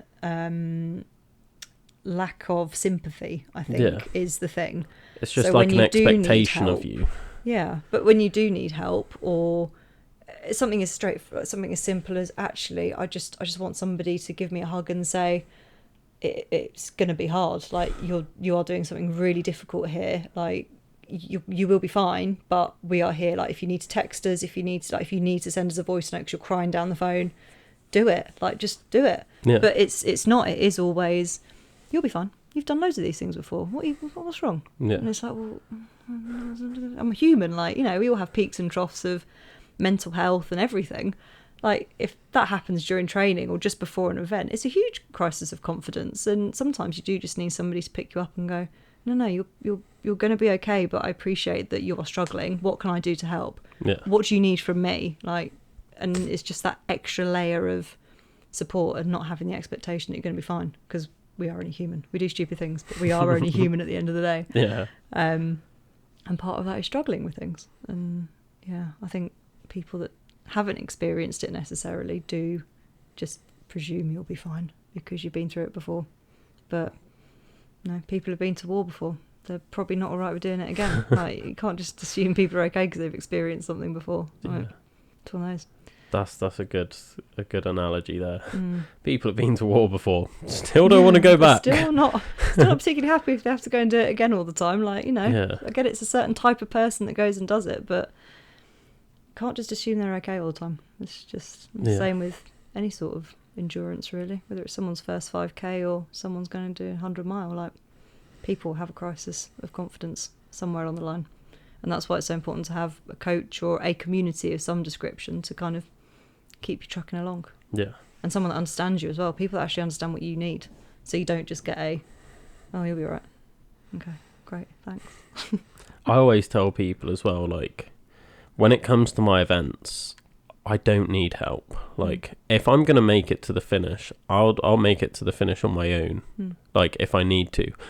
Always grateful for people being there. Don't ever, like, twist that in any way. Like, I'm so grateful for everyone that shows up for me. But that's not the support that I need. Like, I want it, grateful for it, awesome. I need the stuff around it, like the build up to it, where I am bricking it and I'm like, this is going to be the hardest thing I've ever done in my life.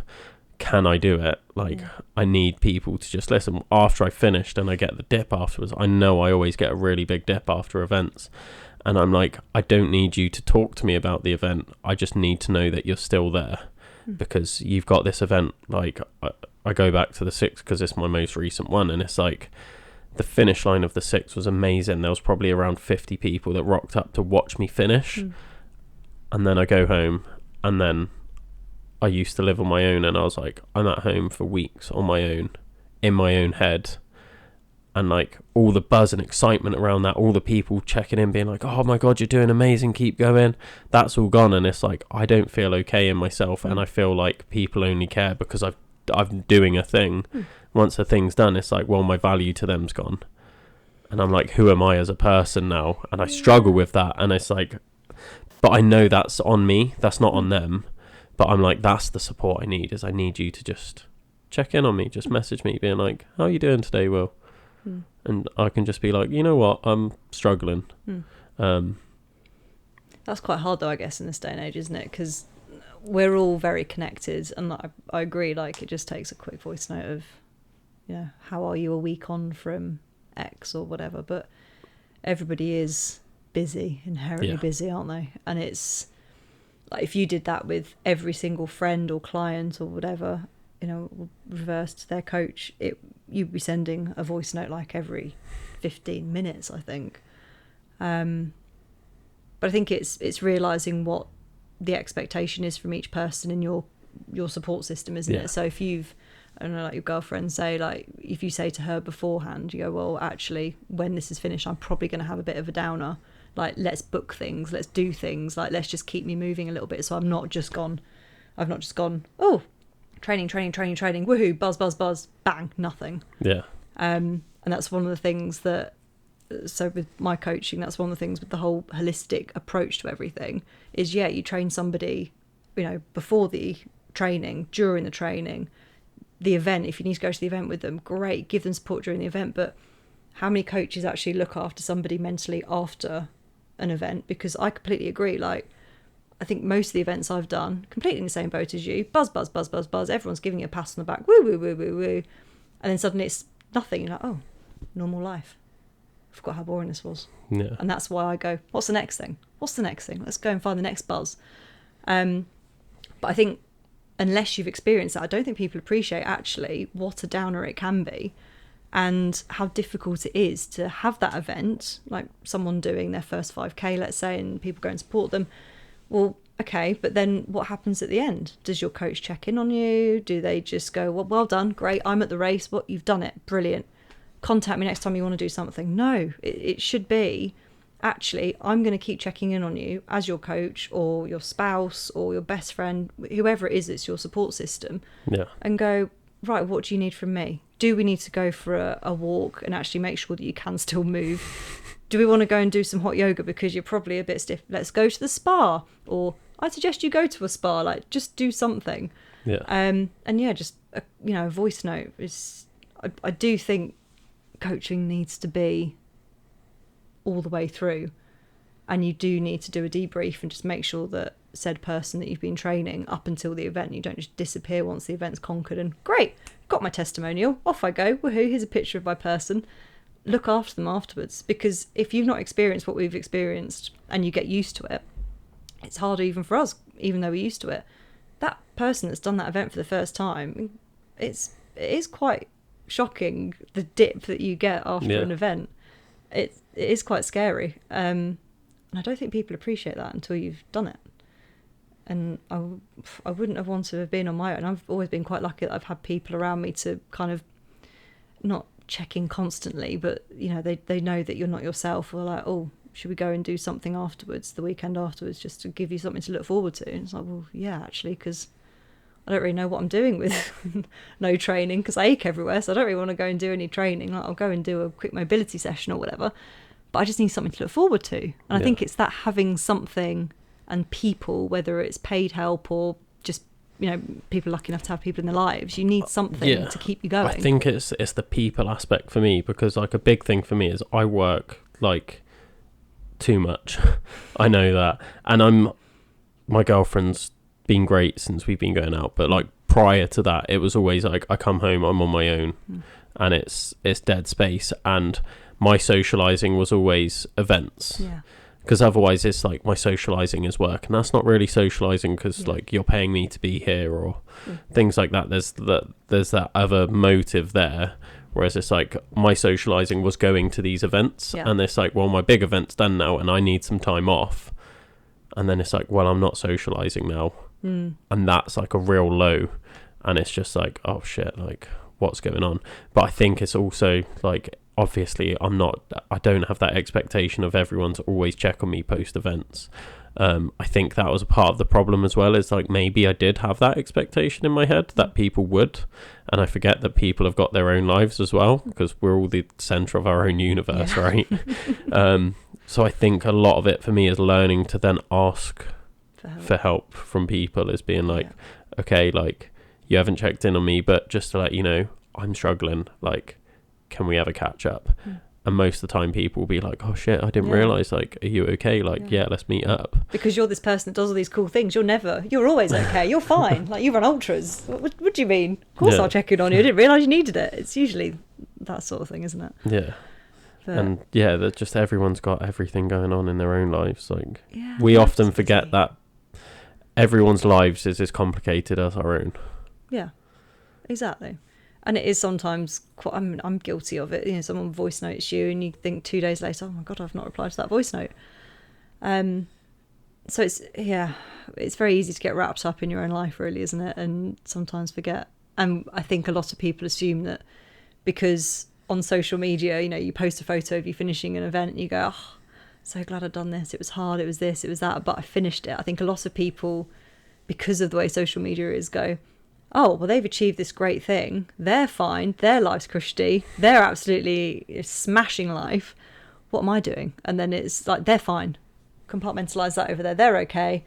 My life, what can I do? And then it's the comparison thing as well, isn't it? Well, right, they're doing that. What can I do? And then that almost creates more self-involvement, because everybody else is looking great on social media. Well, what about my life? What can I do in my life? And then that almost isolates you even more. It's not a healthy thing, social media.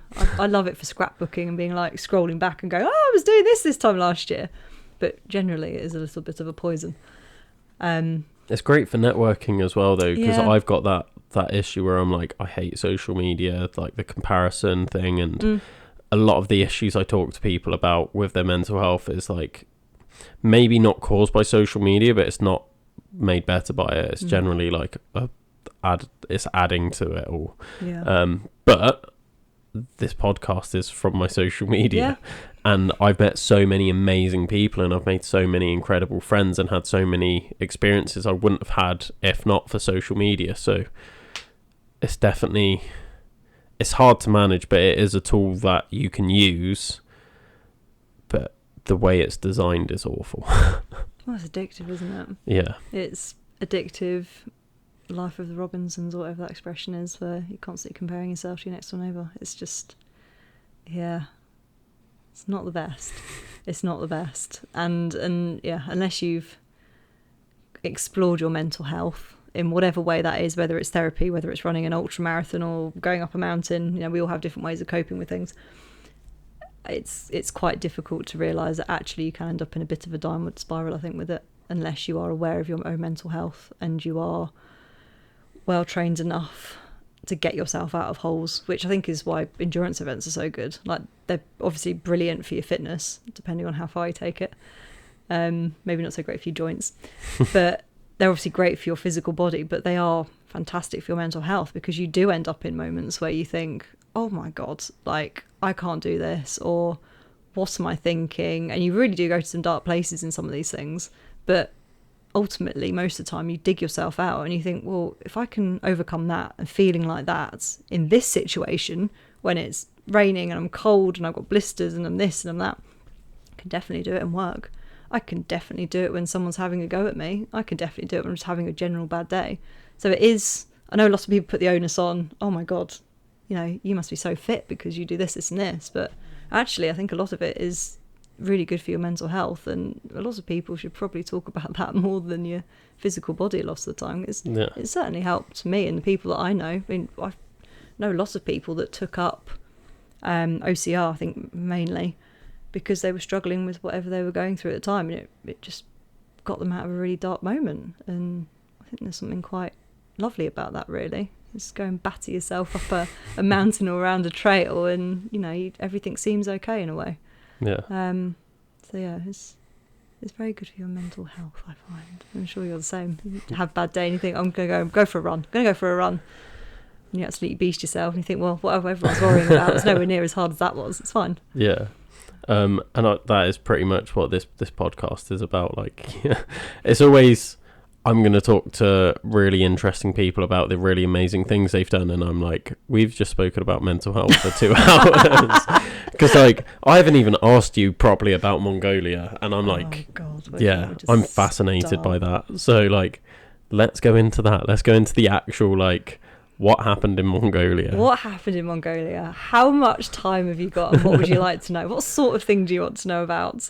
It's something different, isn't it? Like, yeah. I know a lot of people now that run ultras, so like, I think I'm at the point now where I'm just not going to ask about like actual ultras anymore. Ultras are the most boring part of my endurance life because I was really bad at them. But like Mongolia, it's like, yeah. So my favourite fact, I love this fact. My favourite fact is more people have summited Everest than have finished the Mongol Derby. That's my favourite fact. Yeah. So when people are like, "Are you going to do Everest?" I'm like, I've done the Mongol Derby. I don't need to do Everest. Loads of people have done Everest. I'm actually scared to do Everest and I'd probably die. Yeah, so that's a fun tidbit for you. Mongolia. So it's meant to be 1,000 kilometres across Mongolia on semi-wild horses. And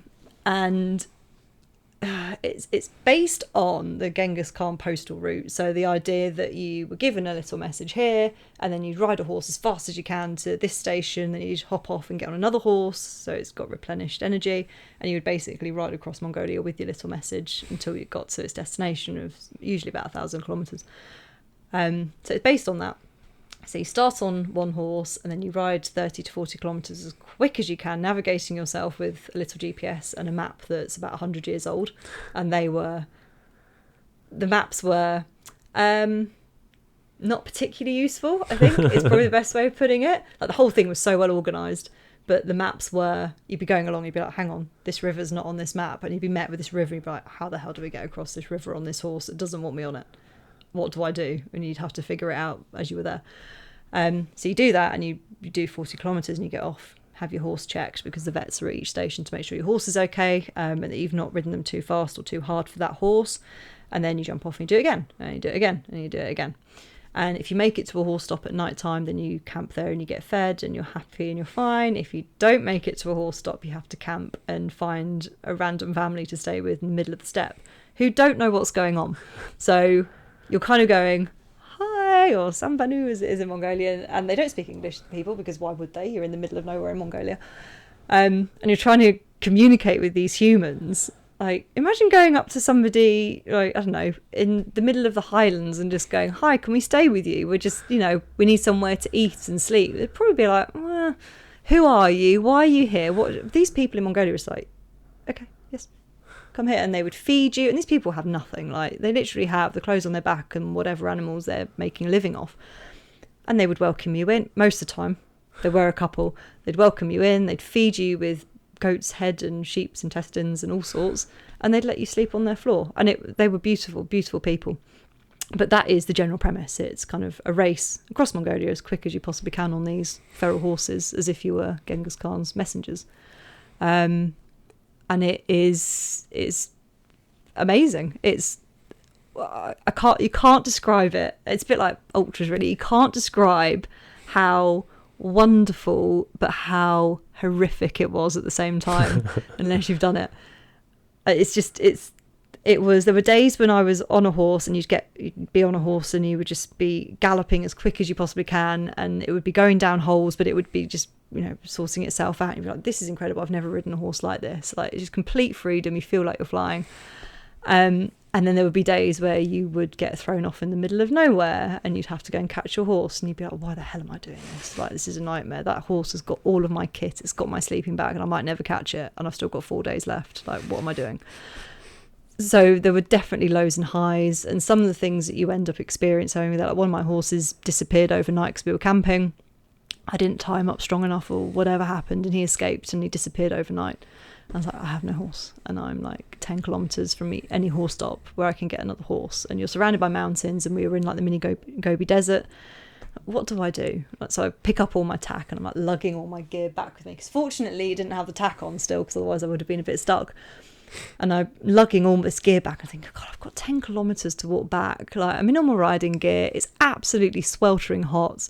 This isn't my favourite day of life so far. And this man's coming towards me on a motorbike, and I think, I wonder if I can chance my luck and thumb a lift with this man. He's going in the wrong direction, but it might be okay. Give it a go.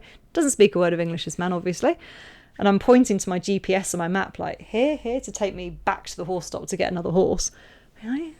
Okay. He kind of gives me a nod. I'm assuming this is okay. So I jump on the back of this bike that's probably about 70 years old, and it's like, and he drives me the opposite direction. I'm like, no, this way. It's like, it's fine. Takes me back to the house we were staying in to camp. It's like, great, I've just walked this kilometre, now you've driven me back. Gives me this like thing of fuel. It's not a proper little like container we have. It's just basically this bag that could pop at any minute. Gives me this thing of fuel, jumps back on his bike, and off we go. And we're going down this river, through cows, and we go to his house. And I'm still pointing at this map and looking at my GPS, and we're getting further and further away from where I need to be. I'm thinking, this is ridiculous. I might as well have just walked. Takes me in, have breakfast with his wife and him. Lovely, great. Can we go here now? Yes. And we drive off. We end up down the river again. And eventually I get back to the horse stop. And the vets and the stewards at this horse station were like, where have you been? Like, we've been watching your dot, because they track you to make sure you don't die. We're watching your dots, and you've kind of been up to where you were this morning, and then you've been over here, and you've been down there. I've had this wonderful morning with this man. Like, we've been here, and we've been had breakfast with his wife, and it's been lovely. Oh, okay. Well, do you want a horse? Or do you want to actually carry on with the race instead of just like having a jolly around Mongolia? That's probably a good idea. But there was so many things, and some of the days were hard, and when it rained it was like no waterproofs. I've never experienced rain like Mongolian rain. It was horrific. And then if you were riding with people and they got chucked off their horse, you'd like have to chase after their horse and try and get it back because it had all their kit on it, and you'd be like, well, they need their sleeping bag and their clothes, like, let's try and get it back. And chances are you weren't going to get the horse back, so you just go back and be like, sorry, you've lost your horse. Like, sucks to be you, really. Let's hope somebody finds it in the jeeps and brings the kit back to you. And people were like breaking arms and getting kicked in the head, and you wouldn't know what everyone was doing until you got to a horse station. You'd be like, oh, how's everyone doing? They'd be like, well, so-and-so's dropped out, and so-and-so's been taken to hospital because there was this couple of blood wagons that would go around to pick people up that had fallen off or had broken legs or, got knocked unconscious or whatever. And it was like being in the Hunger Games. Best way to describe it is like, it was the Hunger Games of horses. It was savage. And you'd get to a horse camp in the evening and go, who's left? Like, how many of us are there actually left in this race? Oh, there's probably about half of you now. Right, who's the latest casualty? And they'd be like, oh, well, so-and-so fell off and got knocked out, and they're still not awake, and they've been taken to the hospital in the capital. And like, right, okay. Oh, so-and-so's broken some fingers, but they're still going. They're okay. Right, okay. Brilliant. Like, it was a bit of a mental battle getting through, but then knowing that people were dropping like flies, it was a bit like, what am I doing? This is stupid. Like, this is actually dangerous, because there's so many variables. Like, ultramarathons, there's a lot of variables. The weather, whether you've trained properly, your nutrition, how you're feeling on the day, the people, the crew, are they there at the right times? Like, there's so many variables. But then when you add a living animal that you have no control over really, because these horses are completely different to the ones in the UK. You think, am I pushing it a little bit too far here? Because I know I can ride horses, I know I'm a good rider, but these aren't normal horses. Like, they are semi-feral, and whilst they're not as bad as people make them out to be, I think a lot of people go back and go, they're wild to make them look better. They are tricky, and you have to have your wits about you, and you can't just relax on them, because they do just fall down a hole, or they do just decide to bolt off, and you can't stop them because the tack's a rusty bit. Like, it's not the tack that you get here. So you do just have to have your wits about you, and you do think, am I being a complete idiot? I'm in the middle of nowhere. There is nobody around me. You try and ride with people, but generally on a couple of legs, there's nobody around me. And I was thinking, do you know what? If I fell off now and broke my legs, I would actually be stuffed, because unless somebody who has got my tracking details comes and finds me, like, you could just fall off a horse and die in the middle of nowhere, and like someone could be 10 minutes away from you, and then you've got to get to the capital that's like 2 hours away to a hospital. Yeah. So you do think, am I being a little bit stupid here? Have I pushed it too far? Yeah. But saying that, the whole thing was very well run, and you did feel safe because the medics were like old army medics and things like that, so they were used to like trauma in the field and whatnot. So if you did get kicked in the head, they knew exactly what to do, and you were stray off, sort of thing. But it was, yeah, in the back of my mind I was a bit like, have I pushed it a little bit far here? Maybe I shouldn't be doing this a few times, because you would just be up a mountain, it would be heaving it down with rain, your horse would be rearing up with you, and you'd be like, why am I doing this? Like, have I been a bit of an idiot doing this? But it was great in a sadistic way. It was the best 10 days ever, which people won't understand, but people won't understand why you've run 6 ultras back to back, will they? It's one of those, I think you either get it or you don't. But yeah, it was great. And just being out in nature, and like not having your phone on you, and complete removal from any stress, and just having to worry about that day and what's in front of you and how you're going to survive that day. That's a lot of it on these challenges. I find it's like you're almost removing yourself from society, and I think that's probably why I get such a big dip afterwards. Is it's like, oh, now I have to think about bills and work, and this sucks. Like, it's gonna sound really bad me saying this, but life sucks. Like, it really does. So the more we can remove ourselves from it, go up a mountain, like get rid of your phone for a day, do big challenges where you're away from home for a week. Like, fuck it. Like, that they're the moments you're going to remember. Like, the day-to-day shit is just mundane and boring. Yeah. That's what makes up the majority of your life. So if you can make more and more of these experiences like this, Mongolia, Kilimanjaro, like make more of those, I think a lot of people would be a lot happier. Absolutely. And they don't have to be big. Like, it doesn't have to be, because I appreciate, not everyone's got the money, or, people don't have the time, like people have kids and whatnot. People don't have necessarily the time and money to do a massive thing. Like, Mongolia took me 10 years to save for. Like, it was a hell of a thing for me to even try and do. And I get that to a lot of people, they're thinking, no, wouldn't ever do that. But even if it's just like smaller side quests, or, like go and do a park run every Saturday morning and see if you enjoy it, or I don't know, do your own challenge. Like, it doesn't have to be an event. You don't want to pay the money to go and do an event. Go and set your own challenge. Like, I'm a big fan of personal challenges. Just fucking go out and do something. It could be anything. Learn to do a handstand. I don't know, just anything. Like, just something to focus on. That you're right. That's not just mundane life. Go to work, come back, watch Netflix, sleep. Yeah. And then at the weekend, maybe go and meet some friends. Like, something that just expands your brain a bit and makes you think and is worth fighting for, and something that a lot of people can't do or wouldn't have the inclination to do, because you just feel so much better after even just trying it. Even if you don't do it, I tried to do calisthenics a few times, and each time I've kind of got to the point where I'm like, oh, I can do crow pose, but I can't do a walking handstand, and then I get really annoyed and I stop. And I've done that a couple of times now, and yes, I get annoyed when I can't do something, but like now I'm thinking about starting it again, because I sat there and go, well, actually I could do some cool stuff that I couldn't do at the beginning. Why didn't I carry it on? Why didn't I do that? And it was only like a couple of hours a week. Like, it wasn't, but it was something that I used to look forward to, and it challenged me. And I could go and do it anywhere, and I could just be like, I'm just going to go and try this again and try that again. And like you say, it just gets you away from, the daily mental problems that you have, because everyone's stressed constantly these days. And it just gives you something to focus on and get away with. And the journey's like the thing, isn't it? Like the races and the events are all great, but actually seeing the progress from day dot to whenever you finish, whether you do a race or you give up like I've done with that calisthenics 100 times, there's a journey, and that's the thing that's worth celebrating. It's like, don't get me wrong, like that's bloody impressive, like hats off to you. But I'm sure you can go back and look at the journey you had before you even attempted that and go, Christ, on day one when I couldn't even run an ultra, and then actually to 6 ultras in a row, like what were the points where I was like, oh my God, I'm better now than I was like 3 weeks ago. Jesus, I feel amazing. Like, and you would give yourself a pat on the back and you'd be like, oh, I feel great. I feel amazing. This is fantastic.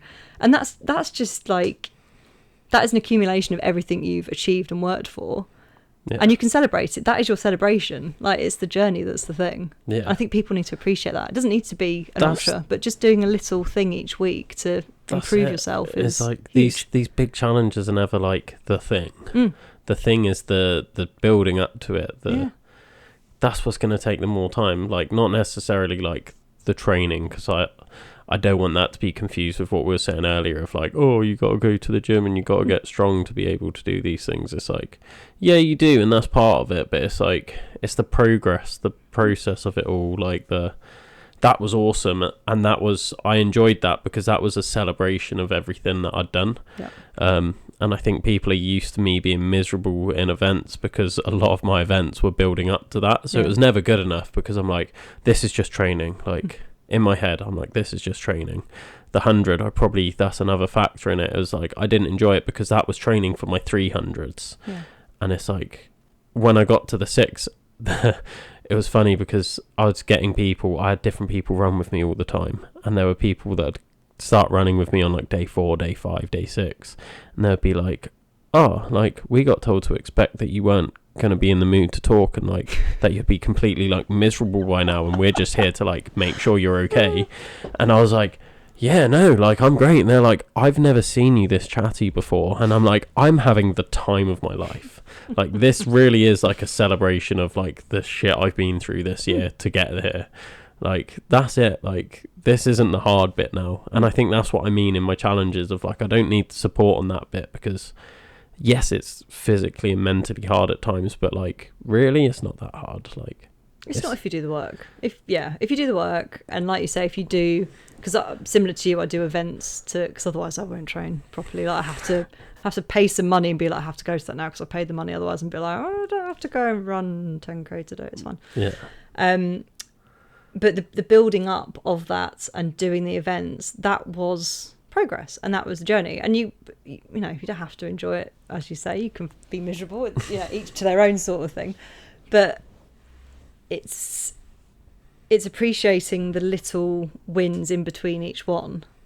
Like Ironman, I did a duathlon. Oh God, it was horrendous. It's the absolute worst thing in my life. And I did it, and I was unfit. I think I'd had about 5 months off from exercise after whatever it was I'd done before. I was unfit. I could barely ride a bike. Couldn't really run anymore, which was meant to be my strength. And the pictures, I look back on them now, and I'm bright red in the face. I'm basically blowing out my arse because I'm so unfit, and it's horrendous. I really didn't enjoy it. It was bad. But when you stitch that in the big long timeline of 6 months of finishing Ironman, I look back on it now quite fondly. And to be fair, a couple of events after that, I was like, oh, I'm getting better. Like, I'm enjoying this more than I enjoyed that. And it just gets better each time. And I think that's where the joy needs to be found. Like, that's great. End event, fabulous, brilliant, love it. But finding the joy in the progress is what ultimately keeps you going. Yeah. And you get a kick out of it. And you go, oh my God, this is working. Like, my training's working, my skills are working, the research that I'm putting into things is working. And you go, oh, I actually feel really good now about this. 3 weeks ago, I felt like a big fat slob. Whereas today, I actually feel like I could probably cycle 120 miles. And And I think whatever the challenge is, whether it's a 5K, I think people just need to go, well, actually, if I put a little bit of time aside each week and, you know, like we're saying, just don't go home and just do boring life. Just go and do something like just go and run 500 meters to start off with if you want to do a 5K. Just do that once a week for a couple of weeks. Like, it doesn't have to be groundbreaking. Just do something each week that breaks up your life a little bit. And these little blocks do end up with something like that if you get carried away, like we both have. But you know, there's so many people like us. Like, we sit here and give our expertise and our experiences and whatever. There are so many people who have started off like we have, where they've done a 5K and suddenly they're like, I'm going to go and run up Mont Blanc. You're like, that's cool, do it, absolutely do it. But if you broke down each one of us individually and looked at our timeline, we'd all be pretty similar, where we just kind of went, I'll just see what happens here, and let's just do this each week. And all these little behaviours each week build up, and they begin to snowball, don't they? Until you're doing stupid things like this. And I think that's quite cool. Like, I love that you can just take a human being and go, well, what do you want to do? And they're like, well, I just want to do this, maybe do a 100-metre sprint, and then God knows where they end up. Like, I think that's really cool. I love that each person might have that potential in them if they can get out of the mundane life and just explore things a little bit. But that kind of goes full circle to having a good coach that encourages you to explore these things, rather than go to work, go to the gym, lift your weights, get fit, go to sleep. Like, I think it takes a particular type of coach to really help people explore that. And then you don't know where you could end up. Like, I love that each person's got a potential to be something really cool and like achieve something they didn't even know was possible. Like, I say to friends always go to me, oh, I wish I could do what you do, or oh, you're really cool that you can do that, and I wish I had the time to do this, or I wish I had this. And I sit there and think, oh my God, you can though. Like, if you actually want to do it, you can. Like, I can help you find the time, and you know, you don't have to do it next year, you can budget for it. And like, everyone's built with so much potential. Like, if you want to do something, you can do it. Absolutely can do it. Bloke in Mongolia lost his leg when he was in the war, riding across Mongolia, like, with one leg. I struggled with two. Like, if he can do that, people can do anything. These people that do Spartan with no legs and they do it on their arms, like, humans can do anything. I think that's amazing. I think if people just admit what they want and what they want to try, if they're not happy with, like we're saying, just the mundane life, then they can. Anything is possible, especially 100%. If you've got the right support. Like, you know, anything's possible. It's belief that's the limiting factor, because I see it in my own journey, where I knew I didn't like the stuff that I was doing, but I didn't know what I was capable of. So when I watched a documentary about the Barkley marathons, and I was like, I'd love to be able to do a 100-miler. And then I was like, I don't know anything about ultras, so I just looked up and I signed up to the first ultra I could find. And I was like, oh my God, wow. Like, and then I was like, I've done that. Like, that's my limit. And then I was like, I did it again. And then I did it again. And then it got to the point where, through the podcast and finding other people that had done more than me, and I was like, oh my God, like, there was one person I remember speaking to, and they did 12 ultras in a year. And I podcasted him not long before the year where I did the 24. And I was like, you can do 12 ultras in a year? Like, I did one and I couldn't walk for a month.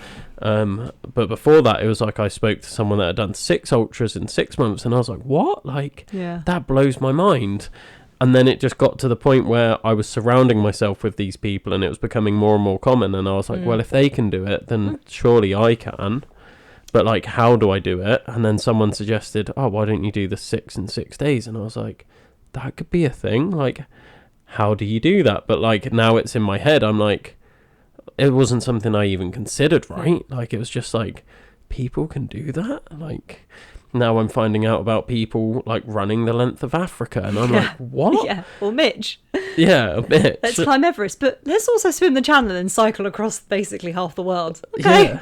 Like, it's nuts. And it's just like, I only realised I could do the stuff that I'm doing now because of this podcast and because of meeting people. Otherwise, I would have been happy just stopping at a 50k. And now, like, for me, a 50k is like a training run. Yeah. And I find that baffling. I was talking to my girlfriend earlier, and I was like, she was like, oh, you need to eat more. Like, you've been out running today, you've done 20k. And I was like, 20k is a short run though. And then she was like, I dream of being able to do a 20k. And I was like, shit, yeah, that's like quite long for most people, isn't it? Like, it's just mad that it's like, I'm like, that's a short run for me now. I'm like, oh yeah, 50k is a nice training run.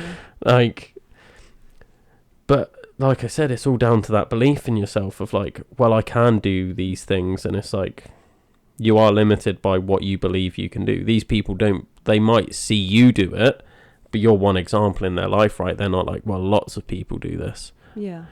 So it's like their limiting belief is like, well, this is what most people in my social circle do, and I've got one outlier of a friend that's amazing, and there's something different about them. Yeah, they're the exception, not the rule. Whereas now my friend group is like, if we're not talking about 100 and 200 milers, I'm like, are you even a friend of mine? Like, should you be in this circle? Because this is my circle and we all do 100 and 200 miles. And that's the norm for me. Like, I'm not actually shitting on anyone that doesn't run 100 and 200 miles. I'm throwing that out there. I do have friends that don't do that stuff. But more common than not, because of the podcast, the people that have been on, like, I can now point to someone and be like, they've ridden across Mongolia on a horse. Like, how fucking cool is that? I can do that because they're my friend and like they've done this thing. And I could also be like, I know someone that's run 500 miles in like 2 weeks, so like that's also a thing. Or I know someone like Mitch who's swum the channel, then cycled across half the world and then climbed Everest to finish, so that's achievable. And that's my norm now. Yeah. And I love that it is, but I understand for most people that's not their normal.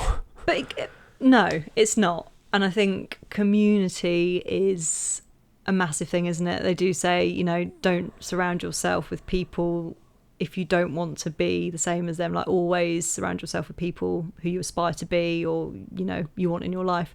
I think I've just mastered that, to be honest. Well, but I think that's part of it, isn't it? I think a lot of people, you know, you have your friendship groups, and, you know, friendships are a bit like seasons, you know, people come and go and whatnot.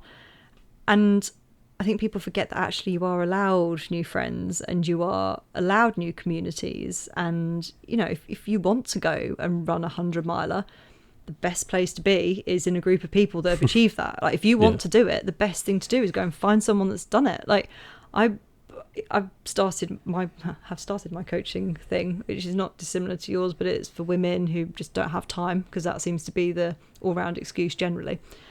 And I wouldn't coach somebody to go and row the Atlantic because I've not done it myself, and I wouldn't feel confident giving them that advice. But any of the things that I've done, yeah, of course, you know, I'll coach you through all of them, absolutely fine. But I think people almost have these dreams and go, well, you know, I want to run a 10k, but none of my friends want to, so there must be something wrong with me. Maybe I shouldn't do it. And it's quite sad. I feel like, you know, you're not limited by where you are at the moment. If you want to go run a 10k, go and join a run club, go and join a triathlon club, you know, go and learn to ride a horse at the racing stables if you want to do Mongolia. Like, start somewhere, but you've got to surround yourself with people that understand what it is you want to achieve and have done it themselves, preferably. And also people that are going to give you the support and aren't just going to go, oh, you'll be fine. Like, people that actually understand what it is you're going through and go, you will be fine, but I understand what your blockers are at the moment. I understand that you're struggling with X, Y, and Z because I struggle with that, and this is how it helped. This is how I got through it. This might help. Or, yeah, this is tough. Like, here's my number. If you want to phone me and rant, I won't promise to give you solutions, but if you just want to rant at me, go for it. Here's my phone number. Like, it's all about community and support, and it's finding the right people to help you achieve whatever it is that you want to achieve, rather than misplacing it elsewhere. Don't get me wrong, I've got friends that don't do, like you're saying, that don't do any of this sort of thing, and I love my time with them because I switch off from all this stuff, and it's great because that serves that purpose and it's brilliant. But if I want to go and do another ridiculous riding thing, I tend to go to my riding friends that I found in Mongolia and the people that organised Mongolia, because I'm like, right, I know you've got my back, so you know what it's like you've probably got the contacts to go and do X, Y, and Z with whoever. Yeah. And it's compartmentalising almost what it is you want to achieve outside of your normal life, and finding those people and like-minded people, because it helps with support and training and just about everything, really. It's the quickest way to achieve something, finding people that have done it and understand. Yeah. And don't just go, You'll be fine. All kind of loops around, doesn't it? I think this is the one real positive of social media as well, because like it's like I say, it's how the podcast started. I didn't know anyone that was doing these hard things, so my solution was I'm going to message people that do these hard things and try and learn from them, and I've turned it into a podcast. And you can do that, like you're saying, I want to run a 10k, but like none of my friends do. Find people online that run 10ks. Make your Instagram feed that, so then you've already got the inspiration of like, oh wow, like there's people out doing this all the time. And then message them and just be like, hey look, I'm looking to do my first 10k, can you give me some tips? Like they don't even have to be near you, they could be anywhere across the world. And I'd like to think that more likely than not people are going to reply, unless you're going for like mega influencers and it's like they get hundreds of messages. Like I understand that. Don't go and message David Goggins because he's probably not going to reply. But like if you know someone that's like run like Swansea 10k or something, and it's like, well, I don't live in Swansea, I live in the valleys, like it's like, oh okay, like they're still going to reply. They're not like mega famous, they're probably like chuffed that someone's reached out and recognised them for doing a thing. Exactly. I had a girl contact me. She's doing the Derby this year. I need to check in how she's doing actually when I get back. I hope she's still in the game at the moment. And she just messaged me and was like, I hope you don't mind, but I need some advice basically. Like I've contacted a couple of PTs about this, and I feel really disheartened. They've said I'm not fit enough, I need to start training with them immediately. She's got like, I think she had 2 months left at this point, and I'm sort of thinking, that's the last thing you need to be worrying about right now. Like, you need to be going and getting on a horse. You don't need to be sat in a gym with PTs. And she phoned me up, and she was really, really, like, you could tell that she was beginning to doubt us. Well, she was completely doubting herself, and she's like, I don't know if I need to go and do this next year, not this year. I was like, tell me what it is you've been doing. What was the standard week look like? What's your training like? Where are you at? Told me, you're absolutely fine. Like, please stop doubting yourself. You've got this, you've got that, you've got this. The only thing you're slightly missing is maybe hours in the saddle. Go and just ride as many horses as you can for the next 2 months. You are going to be fine. The person that has told you need to go and get in the gym with them 3 times a week wants your money. I'm telling you now, you don't need to go and spend the last 2 months in a gym. And by the end of the call, she was a lot more confident. She had a few bits of information that would help her. Hopefully are helping her at the moment, and she's hopefully okay. And she was a lot better. But you just think that one call hopefully means that one, she finishes the event, and two, she was a lot more confident going into it. And it was nice to help her as well. So it works both ways, doesn't it? But yeah, social media is great for that sort of thing. It's horrendous for a lot of things, but it is good for that, because without that phone call, she probably would have been spending a lot of money with a PT 3 times a week when she didn't need to. But it's just finding the right people, isn't it? That's the thing. Yeah. And unfortunately, I think she just found the wrong people that were trying to take advantage slightly. But that works for everything, doesn't it? You've got to find your people. Find your people and find the people that have done things that you can kind of grab as much information off as possible, really. Yeah. Whether that's paid help or people that are just willing to give you a call like I did with her and just say, you're going to be okay. You've got this. Like, please don't go and spend however many hundreds of pounds on a PT for 2 months who's not done this event and doesn't ride. Like, what are you doing? No. Yeah. But it's one of those, isn't it? So. Bringing it full circle then, if you could go back to the person just before the call to adventure, before that moment of going to that gym and doing your first Spartan race, if you could go and give them one piece of advice from everything you've learnt since, what would it be? Don't get fat at uni. No, it wouldn't be that. I loved uni. One bit of advice. To anybody or just me? To you specifically. Don't get cocky. I think that is the underlying theme for any time that I have not completed something. And like I say, I'm glad I haven't completed some things, because you do learn a lot and it humbles you. and it's probably kept me out of some dangerous situations, having been humbled.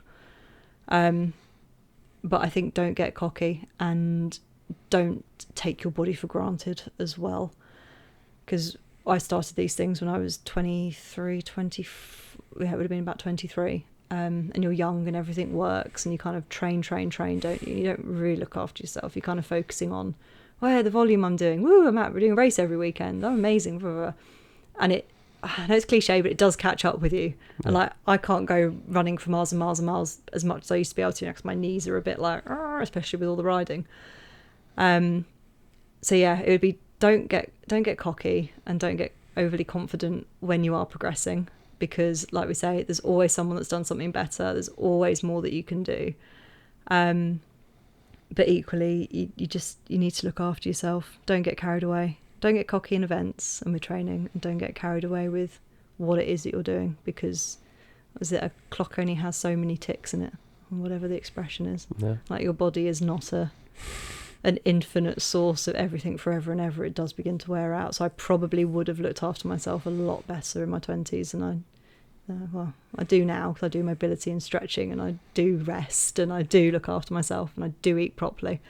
But there was a period of time when I was probably mid-20s where I was just battering myself, and I thought that was progress, and it really wasn't, because it catches up with you, doesn't it? And ultimately your body eventually goes, no, we're not doing that today, because you've done X, Y and Z this week, and the week before, and the week before, and the week before, and you've not had a day off, and you've not eaten properly, and you went out and had that drink the other day, and you really shouldn't have done if you were going to run how many miles as today. So yeah, my advice would just be to slow down, don't get cocky, and look after yourself, I think, if I was to go back. And that would probably be my advice to anybody, to be honest. It's not a race. You don't have to do... it's great to set yourself goals. By all means go, I want to run a marathon this year. But if things aren't working out, or something happens, life happens, right? Things happen. You don't have to do it that year. Defer. Don't batter yourself if you can't do it. There's no shame in just saying, actually, I'm completely tapped out this year. I can't do it now. Yeah.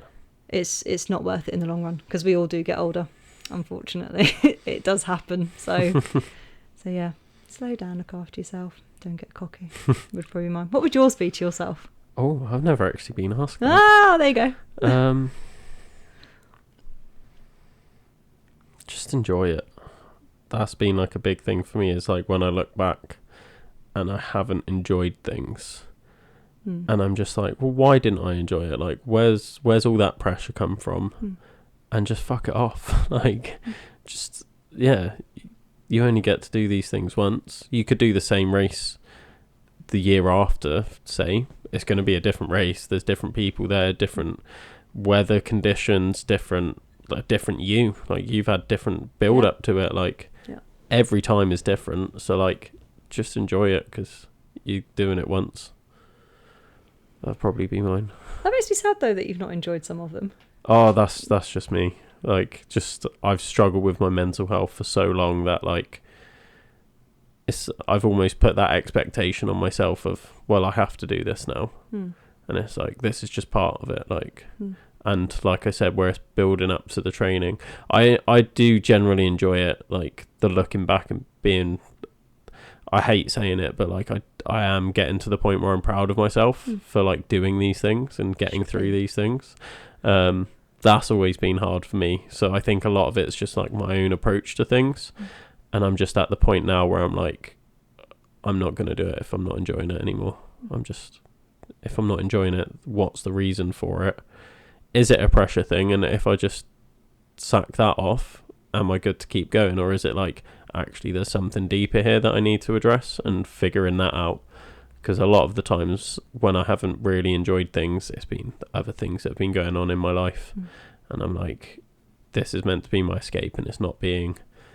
And then that's I didn't realise it at the time, but it's I could just address the thing that's not right in my life. It could be a job, it could be relationship, it could be whatever, but it's there's something not right. What is it, and what can I do about it? But that's then tainted a lot of other things. And yeah, I think we're all guilty of that to some extent. It's just Oh yeah, definitely. I'm just more aware of it now, probably because I've done so many events. So yeah, but that in itself's a huge thing, isn't it? I mean, that's a huge personal development thing that has come from doing events. Yeah. Like, you know, a lot of people say, oh, it's just mental health or it's just getting fit, but there's so many different reasons people do things, and it does teach you so much about yourself. Awareness is a big one. yeah, So I think it's all very healthy. It's never a bad thing. no. It's always really good to do an ultra. Go and do an ultra, everybody, Yeah, because everyone you'll just suss sign yourself up out right now. Just go pick something, just do it. Yeah, You'll be a transformed human. I do actually agree. Like, pick something and do it. Yeah. Do the whole process of it. Don't just like sign up and then do what I did and not train for it. Like, go through the whole process. Commit to doing a thing in like 6 months' time. Give yourself 6 months to do something completely out there for you that you've always wanted to do but you're scared of. Yeah. What's the worst that happens? You There we fail. Who cares? Who cares? Can never be as bad as being stood on that bloody dragon's back for 2 hours in front of everyone being filmed. It'll never be as bad as that, don't worry. I think the thing is, though, like, as much as we like to think, like I was saying earlier, like, we forget everyone's lives is as complicated as our own. So, like, that's a good thing in the fact that, like, if you do fuck something up, like, no one cares. Everyone's going to forget because they've got their own problems. Yeah.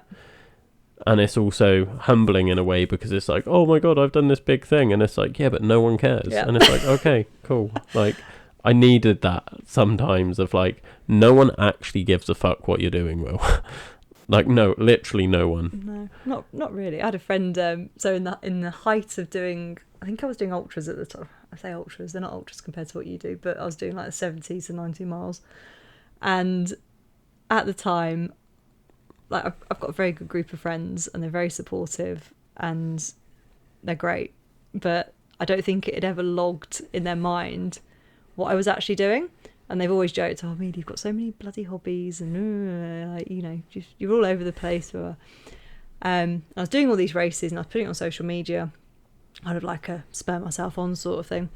And a friend in the group signed up to do a 5k. Shout out to Michael.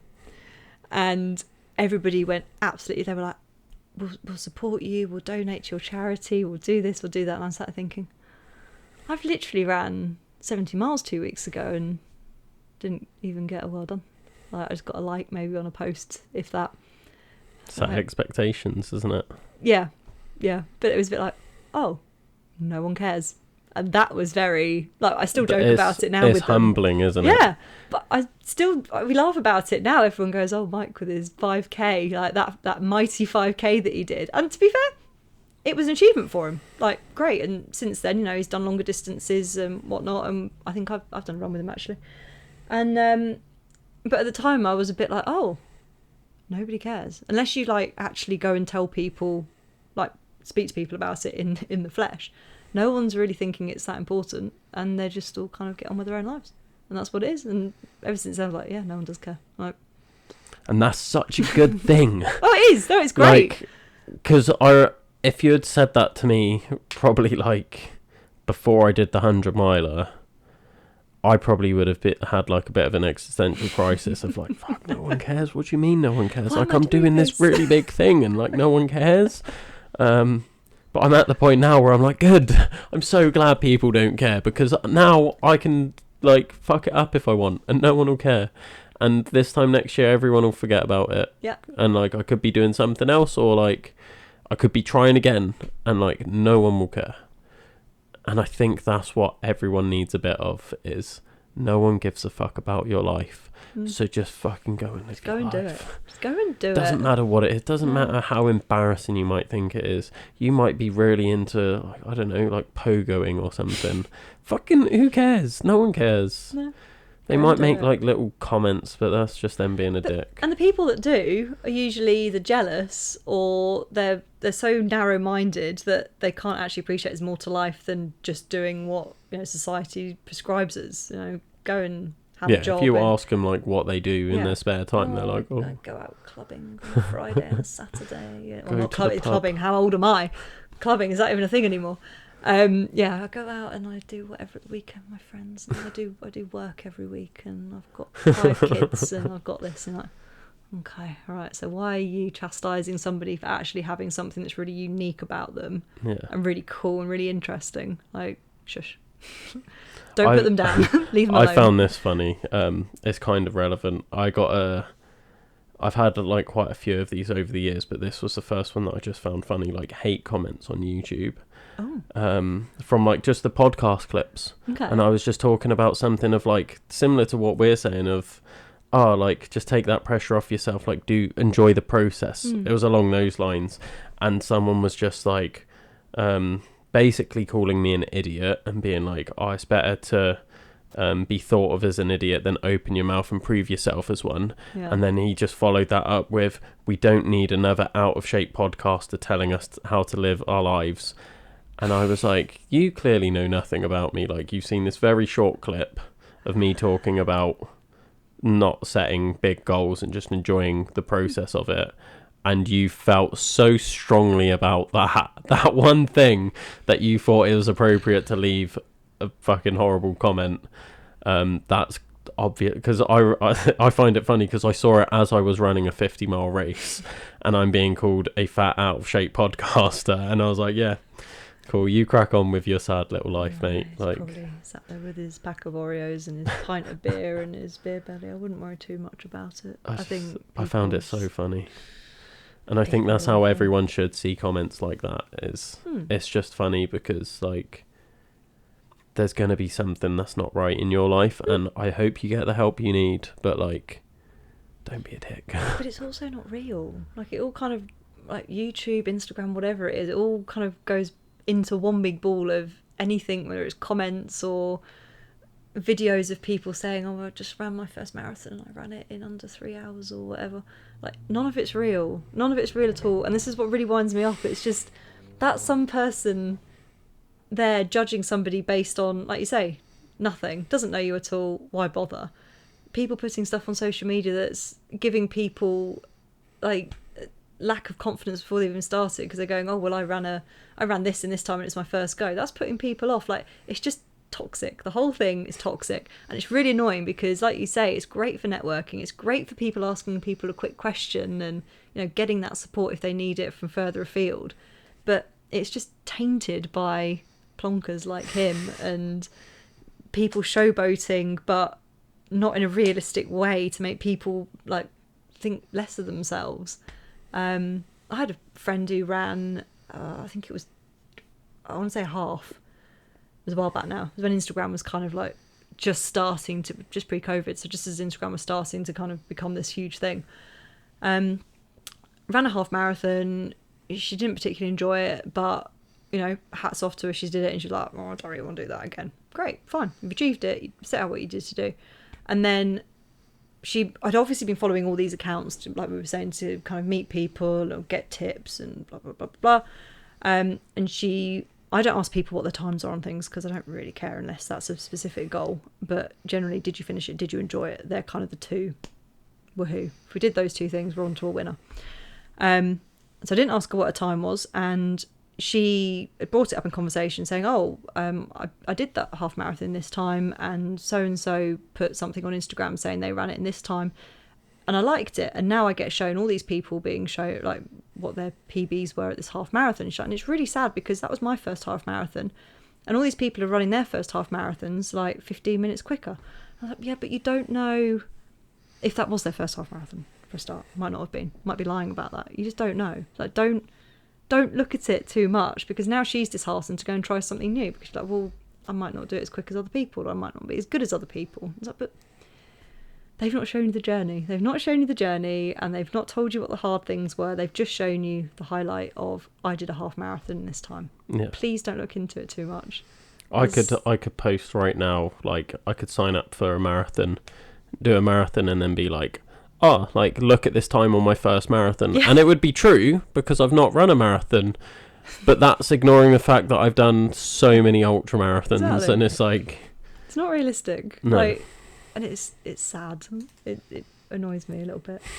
can't remember how we got onto this topic of conversation, but yeah, it's annoying. So what's your, I'm going to flip a question, but I don't know how long we've been going. I'm sorry. Like, waffle. What's your next one after the 300s? Are you going to stick with ultras, do you think? Or do you think you're going to try something new? I'm going to take a break from running, full stop. And you're going to take up horse riding, and you're going to go and do the Mongol Derby. Yeah, I mean, that does sound like an option now, to be fair. Yeah, now that I know someone that's done it. I didn't even know it was a thing before this podcast, so now I know it's a thing. You basically hiked Everest because it's... There we go. Yeah, it's done than that. No, I'm really... I know I wasn't for a little while, but I'm really enjoying the running space right now. I'll see how I feel after the 300. So I think I'm going to stick with that. I've got a really good community of runners around me. Like, that is something that I'm very grateful for, is the community. So I think I'll stick with running, but I'm going to take a bit of a break until the end of the year at least.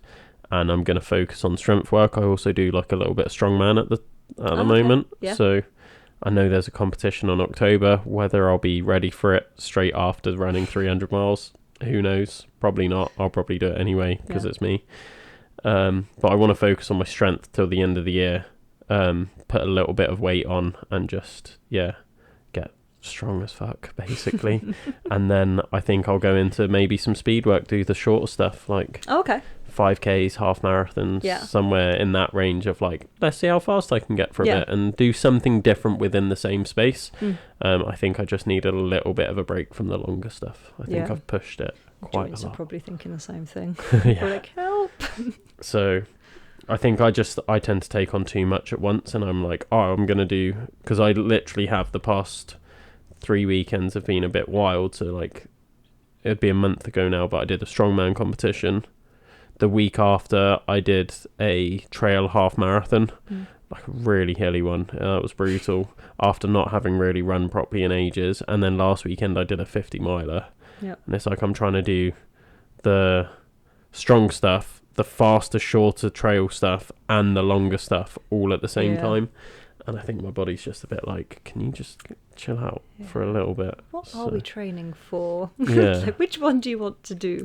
So I'm going to do what I would do with my clients and periodise and just go, right, this is our strength block. This is our speed block. And then if you want to get back into endurance, that's going to be your time to do it. But I just need that bit of... And it'll just free up so much time not doing ultra running. Yeah. In long distance endurance, anything just takes up so much time, doesn't it? That's the thing. Like, it is a commitment. Saying that 20k is a short run, it's like wild, because I'm going to be like, if I'm training for a 5k, I'm going to be like, I'm not even running 20k. Like, I might be doing 20k a week. Yeah. And I'm like, that actually sounds quite nice. I suppose the intensity will be different though, won't it? Yeah, very high. You're probably doing 5k in like 5 minutes. You'll be like, yeah. How about you? What's next now you've done Killy? Well, I'm not banned, but I am mindful that I'm getting married in a couple of years, so I probably need to not do anything too stupid before then, and also money. But Mira Peak and Island Peak were on the cards, which is kind of where Fuji and Kili were precursors. So maybe that, and I'll see if I can drag Ben along, because I think I might have put him off with Kili, but we'll see. So those... And then I quite want to do the channel. I want to swim the channel. And then, I don't know if I was telling you about this, I can't remember. But swim the channel and then run from Dover to Land's End and then cycle from Land's End to John O'Groats. Awesome. And kind of do like a shorter, basically inspired by Mitch, but do like a shorter UK version.